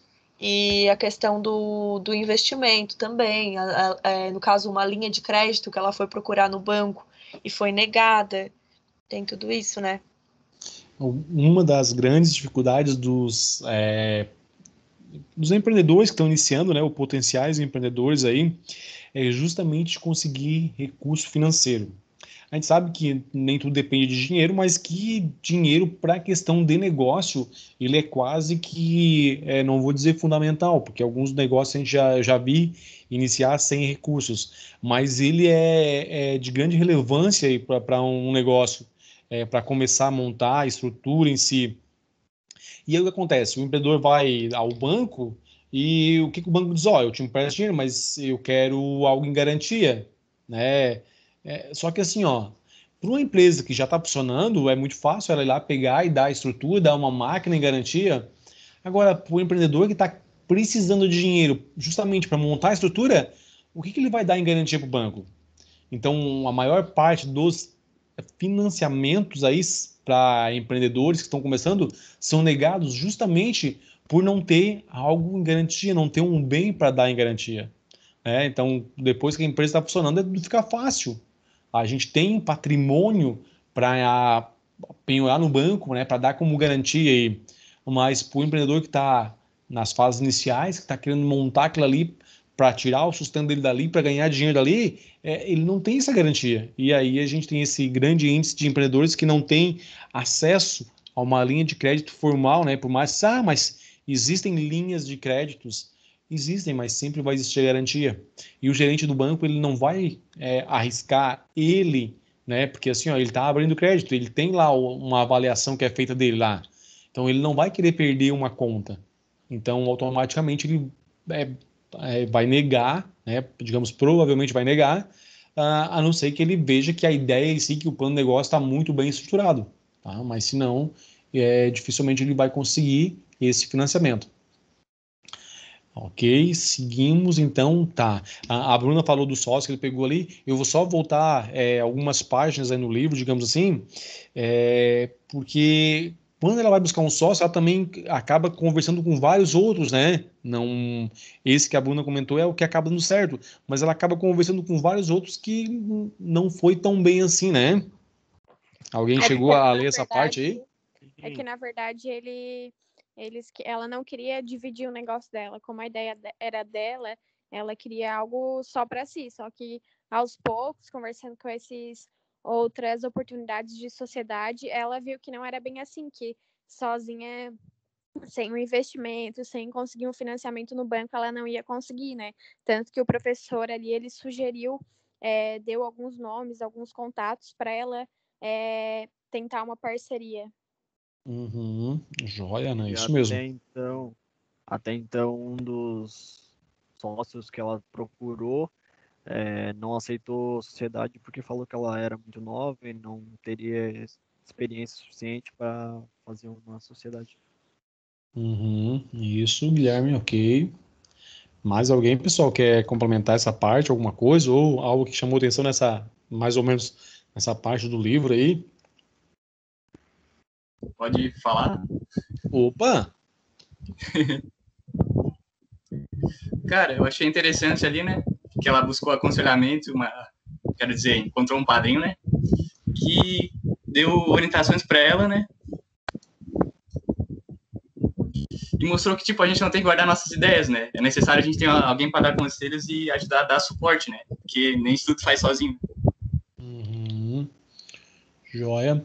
Ela tinha esse receio aí de não querer, de certa forma, estar dividindo o negócio, justamente com medo de que alguém mudasse a forma da goiabada, o jeito que ela tinha imaginado o negócio, mas nem sempre a gente consegue tocar sozinho, como o Euler colocou ali, né? Muitas vezes a gente precisa buscar uma parceria. E aí, não vou dizer dica, né? Porque nunca tive sócio, então assim, mas com base no que empreendedores que a gente traz em sala, aí que a gente conversa de vez em quando, o grande, eu não vou dizer também segredo, porque não é segredo, mas uma das questões relacionadas a sócio é um complementar o outro. Não é os dois na mesma área, não é os dois só pensarem iguais, não adianta isso, né? O que os dois têm que ter em comum aí é o mesmo objetivo para o negócio, né? As linhas de pensamento até podem divergir um pouco, mas também tem esse companheirismo de dizer assim, ó, peraí, a gente não vai pensar igual sempre, em alguns momentos um precisa abrir mão, em alguns momentos o outro precisa. Agora, vamos imaginar que são dois meio cabeça duras, né? Cada um com uma linha de pensamento diferente. O negócio não vai seguir, não vai ter um final feliz essa história. Então, sócio tem que complementar o outro. Não dá para a gente buscar sócio só por dinheiro, né? Eu vou buscar um sócio porque eu preciso alguém para injetar dinheiro. Talvez, mesmo pagando o juro mais caro para outro lugar, em outro momento, seja melhor para o negócio do que você pegar um sócio só pela questão financeira, né? Não, ele vai entrar com o dinheiro, o resto ele não tem conhecimento de gestão, não tem conhecimento no técnico, não vai fazer mais nada do negócio, só vai entrar com o dinheiro. Pessoal, cuidado que talvez mesmo pagando o juro mais caro, ainda se torne mais barato, e daí mais barato, vocês estão entendendo, né? Tá entre aspas, mais barato aí, não quer dizer que vai ser menos custo financeiro. O mais barato que eu digo aqui é pro negócio e para a saúde do negócio, tá? E talvez é do empreendedor, é mais em conta, digamos assim, então vou usar essa palavra, pagar mais caro para adquirir esse capital, talvez de uma outra forma, se ele tiver possibilidades. Os sócios, de alguma forma, têm que se complementar. Se um conhece a parte técnica, o outro conhece gestão, ou conhece uma outra área do negócio, se ele vier só com o dinheiro, vai sair caro, né? Esse o que eu falo para vocês que eu ouvi de pessoas que já tiveram sociedade e que tiveram problemas com sócios, tá? E como eu já também em salas a gente entrevistou algumas pessoas que têm sócios, não, olha, eu tive vários sócios, hoje tenho um sócio, a gente se dá muito bem, tudo dá certo, e aí a gente tenta fazer essa leitura de entender, né? Por que alguns casos dá certo, outros não? Então, basicamente é isso, porque os dois eram maduros suficientes, um complementava o outro no negócio, e mesmo com discussões em alguns momentos, os dois entendiam que estavam discutindo sobre o negócio e não um com o outro. e que a sociedade é basicamente como um casamento, né? Se os dois, se ninguém ceder em nenhum momento, é uma relação. Se ninguém ceder em nenhum momento, o negócio não vai para frente, né? Então, em alguns momentos você precisa abrir mão, em alguns momentos o outro precisa abrir mão. Não dá para também um só ficar toda vez abrindo mão e o outro sempre ganhando aí, entre aspas, as discussões, né? Tem que haver aí um meio termo, senão a gente também desanima. Mas é uma relação, como se fosse realmente um casamento. Então tem que haver esse complemento de ideias e objetivos, mas tem que principalmente haver uma parceria muito forte e a complementação. Esses são pontos interessantes para serem avaliados, né? Não vou dizer que são dicas, que são segredos de sucesso, porque eu não sei se é ou não, mas são pontos interessantes para quem estiver pensando em negócios e talvez precisar de um sócio, observar com muita cautela e com muito cuidado, gente. Mas vamos voltar aqui para a nossa empreendedora, a Luísa, para a gente dar conta de finalizar aqui, né, a nossa história em si. Então, ela tentou vários sócios, aí alguns deles ela não queria, justamente porque entendeu que ela ia perder todo o controle do negócio, as propostas não foram muito boas para ela aí. E aí ela acaba encontrando esse último, né, que já estava meio que desistindo e em cima da hora deu certo de se encontrar. E o que o homem tinha? Ele tinha uma fábrica, ele disse, olha, eu vou ceder para ti a fábrica, que é a estrutura, você vai fazer do teu jeito, vai gerenciar o negócio e eu quero um percentual, né, sobre as vendas. É isso que eu quero. E aí deu muito certo, né? Então, assim, é outro ponto do livro que eu sei que é um livro e que ele é uma história em si, não é real, né? Foi uma criação aí do autor, mas eu achei que em alguns momentos é, foi muito. Como é que eu vou dizer? Claro que ele mostrou que ela passou por uma série de outros, estava desistindo já e deu certo agora. Mas, gente, para achar alguém assim, né, desse tipo que a Luísa encontrou no livro, não é fácil, né? Talvez seja o caso de ganhar a Mega Sena, né? Então, fiquem atentos porque no dia a dia é muito mais difícil encontrar alguém desse tipo, né? Cara, ó, tenho aqui toda a estrutura, pode usar e eu quero 5% e tu gerencia, tudo por tua conta e tu administra. Não é fácil, né? O mais comum é que a gente caia naquelas outras propostas, ó. Eu vou gerenciar um negócio, vou ficar com a maior parte, tu vai ganhar um percentual e eu vou ficar com um negócio, né? Então, isso é muito mais possível de acontecer, né? Ou pelo menos a gente ter propostas nesse sentido, tá? Só para ninguém não é se iludir, mas às vezes achar que não, né? É fácil, dá para encontrar, então pé no chão, porque a realidade não é tão bonitinha assim, né? Ok, vamos seguindo agora para a reta final do livro aí. Nós estamos já, bem dizer, encerrando ele, né, tirando os quadros financeiros, planos de negócio, já a gente conversou que não precisaria estarem olhando ali. Já encontramos o sócio aí perfeito para a Luísa, e agora? Só nesse meio tempo ali, eu achei interessante a parte do livro que fala que, como ela estava envolvida com a abertura a criação do plano de negócio e essa coisarada toda da empresa, ela estava meio ausente, assim, e o namorado dela estava um pouco desconfiado.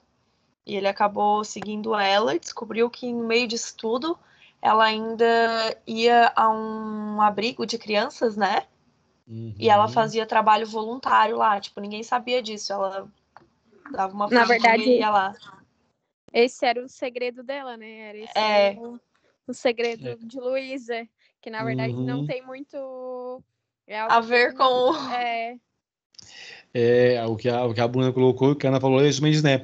Essa parte explica o título do livro, que é O Segredo de Luísa, é que durante a leitura ali do livro, em alguns momentos fala ali que a Luísa sumiu, que daí a família tá desconfiada, que o namorado depois também é desconfiado, e depois ele segue ela e descobre, e ela não gosta muito, né? Quando ele vai lá e descobre que ela fazia filantropia, que era ir lá fazer trabalho voluntário lá para as crianças. Ela não queria que ninguém soubesse disso. Então, o segredo de Luísa, que é o tema do livro, é justamente esse ponto, né? Sim. Talvez uma lição que dê para tirar é porque, assim, mesmo que ela não quisesse seguir nesse ramo da odontologia, o trabalho que ela fazia no lar das crianças era voltado para o ramo odontológico. Então, a gente percebe que às vezes tu não pode não ser o que tu quer fazer, mas às vezes tu pode ser bom em outras coisas também. Opa, muito bem colocado, Bruna. Muito bem colocado. Então, até para mostrar para a gente que assim, ó, todo o empenho dela em fazer uma faculdade não foi perdido, né? Disse, mas ó, ela foi ser Exatamente. empreendedora lá, então o que ela estudou perdeu. Não, foi um conhecimento que ela adquiriu e agora ela pode usar de uma outra forma, mesmo que ela, como a Bruna falou, não venha a exercer a profissão aí de modo profissional para ganhar dinheiro com isso, mas ela fazia isso de uma outra forma que agora sim, né, deixava ela satisfeita quando ela fazia isso, né? Exatamente. Opa, não, legal, acho que conseguimos. E aí depois, né, então para finalizar, o livro fecha lá com a Luísa ganhando prêmios e, né, Pelo já reconhecimento. sendo reconhecida, já pensando em abrir filiais no exterior. É muito legal, né? Ele fecha ali, né, tipo com um final feliz, assim, digamos assim. É muito interessante, né? Como livro, como história, fechou muito bem. Como eu falei, a leitura do livro ela é muito legal porque a gente se meio que se identifica com a personagem pela questão de que eu estava vendo uma pesquisa ali que mostrou que assim, ó, abrir um negócio próprio, ser dono do próprio empreendimento, se eu não me engano, o terceiro ou quarto aí meta, sonho do brasileiro, né? Primeiro, é o terceiro. O primeiro agora, terceiro ou quarto, vamos lá. Era casa própria, carro, viagem e empreendedorismo. É empreendedor. É o quarto, tá? Então, talvez para alguns mudem aí, mas pelo ranking da pesquisa era o quarto, tá? Entre os 4 desejos aí que as pessoas têm, que os brasileiros têm. Então, a gente acaba se identificando com a Luísa, porque em algum momento a gente também já pensou, né? Peraí, mas e se eu não fosse empregado, se eu fosse dono do meu próprio negócio, né? Se eu conseguisse ter alguma coisa para ganhar dinheiro dali, para me virar com aquilo. Então, a gente às vezes acaba se identificando com o personagem. Os momentos que ela passa ali com família, com dificuldades, com às vezes questionamentos sobre a profissão, sobre o futuro, são coisas que a gente também, em alguns momentos, se questiona. Então, é muito fácil a gente conseguir se incorporar no personagem. Não é uma leitura técnica, como comentei, né? Ela é uma leitura assim simples e direta, aí, com uma linguagem bem clara, e conta essa história da Luísa de uma forma quase como uma novela, assim, né? Como um romance aí. Claro que o foco principal é o empreendedorismo, é a ideia dela, mas tem todo a família, namorado, troca de noivo. Então, assim, ó, basicamente é quase que um romance, uma novela, né? Então é bem tranquilo mesmo a leitura. E a gente consegue tirar aí, como a gente viu, grandes aprendizados, né, dessa obra aí, ah, na questão do empreendedorismo. Olha, pessoal, mais alguém quer fazer alguma coisa para a gente fechar o nosso seminário aí, que para mim já tá ganho, mas se alguém quiser mais alguma coisa, alguém por acaso que chegou depois, que não comentou, quiser fazer um adendo, alguma coisa aí, fique à vontade também.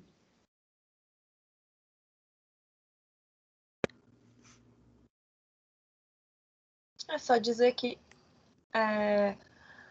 apesar da família não ter ajudado ela no início, não ter ficado do lado dela e apoiado ela para seguir esse sonho, quando ela conseguiu as premiações ali e tal, aí a família ficou contente, né, com a perseverança dela, por ela ter conseguido alcançar os seus sonhos.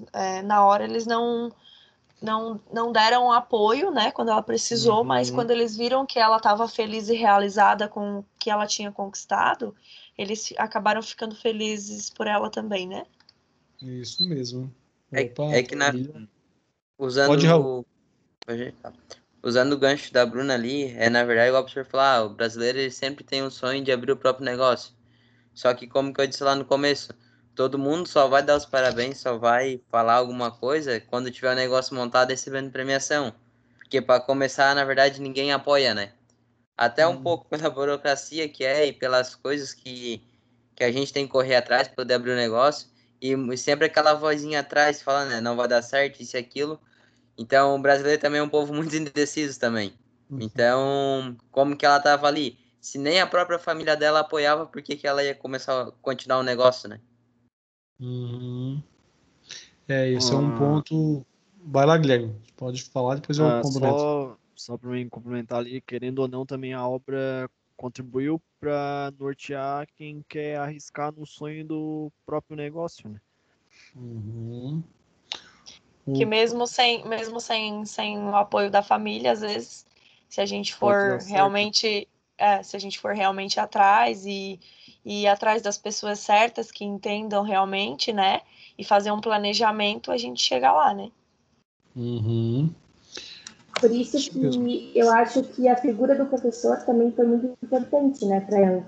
Porque foi ele que norteou ela, assim, e disse, né, que seria necessário bastante tempo e dedicação da parte dela.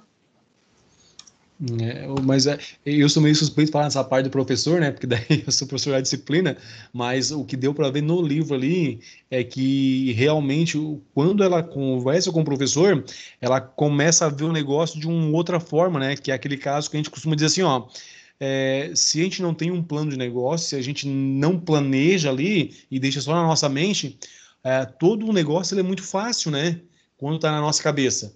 Quando a gente começa a pôr no papel e a gente começa a ver o que precisa, fornecedor, capital inicial, máquina, estrutura, pessoas para trabalhar, pagar os impostos, tudo isso, a gente começa a ver que o negócio é muito mais complexo e essa acho que foi a questão chave do professor, fazer ela se questionar para perceber o quanto ela ainda não tinha entendido do negócio dela.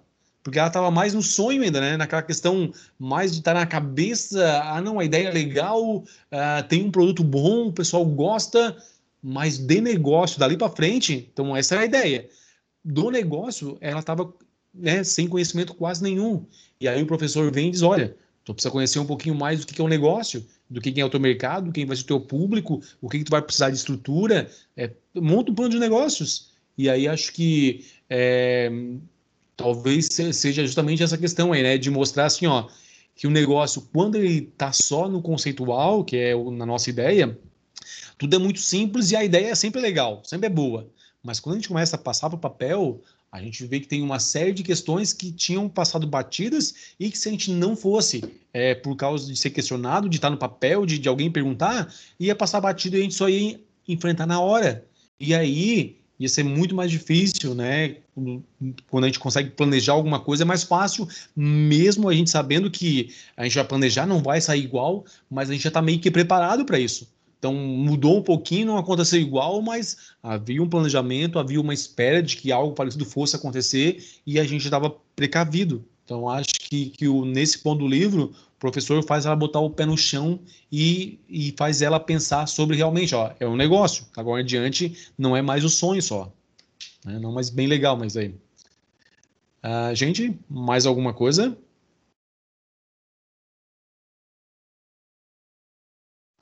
Eu acho que era isso. Opa, tranquilo, também acho que era isso, Bruna. Acho que era só para deixar realmente aberto aí para ver se alguém quiser fazer mais alguma colocação. Deixa eu confirmar aqui os registros certinho, né? Ok. Uhum.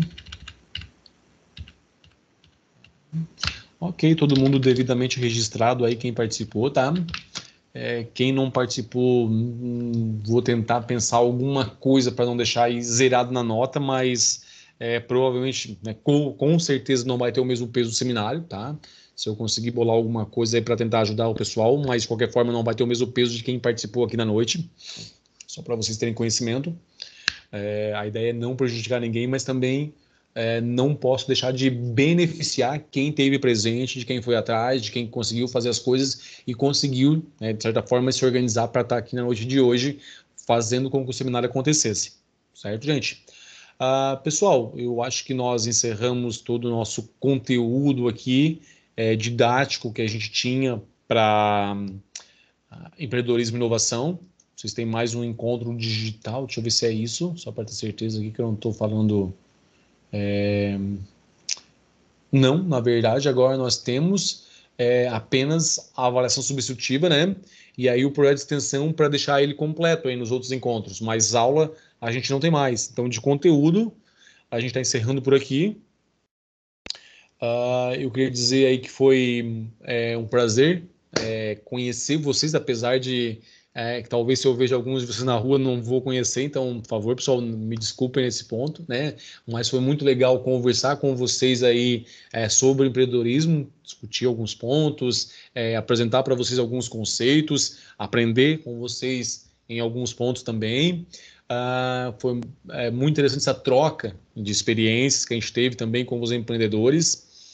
E dizer que lamento de que, pelo menos de minha parte, que a gente não possa ter tido os encontros presenciais como era planejado inicialmente por causa dessa questão da doença, do Covid que a gente teve aí, mas acredito que não vai faltar oportunidades para a gente se encontrar presencial em outras disciplinas do curso.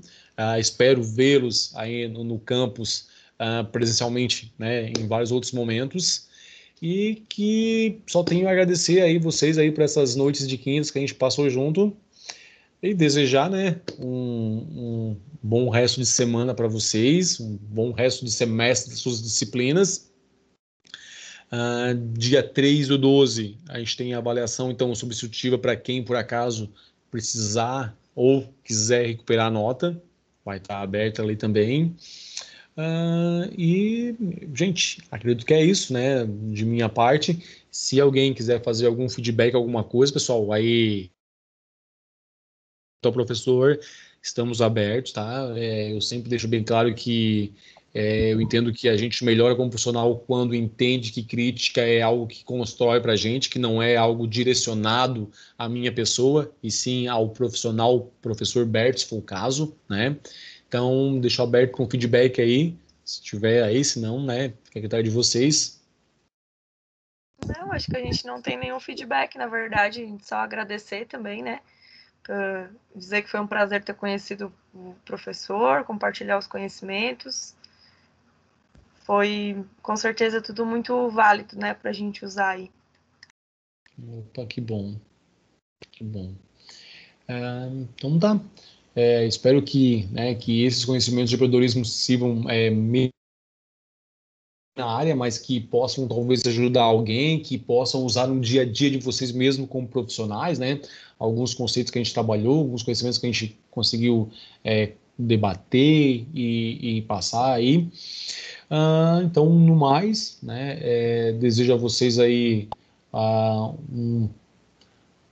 um resto de semana, um resto de semestre e já, né, um final de ano aí com muita saúde, muita paz, tudo de bom para vocês. Cuidem-se, fiquem com Deus e até uma próxima oportunidade, gente. Um abraço a todos. Obrigado, Boa Boa noite. noite. Valeu, Beto. Boa noite. Valeu. Boa noite. Boa noite. Boa noite.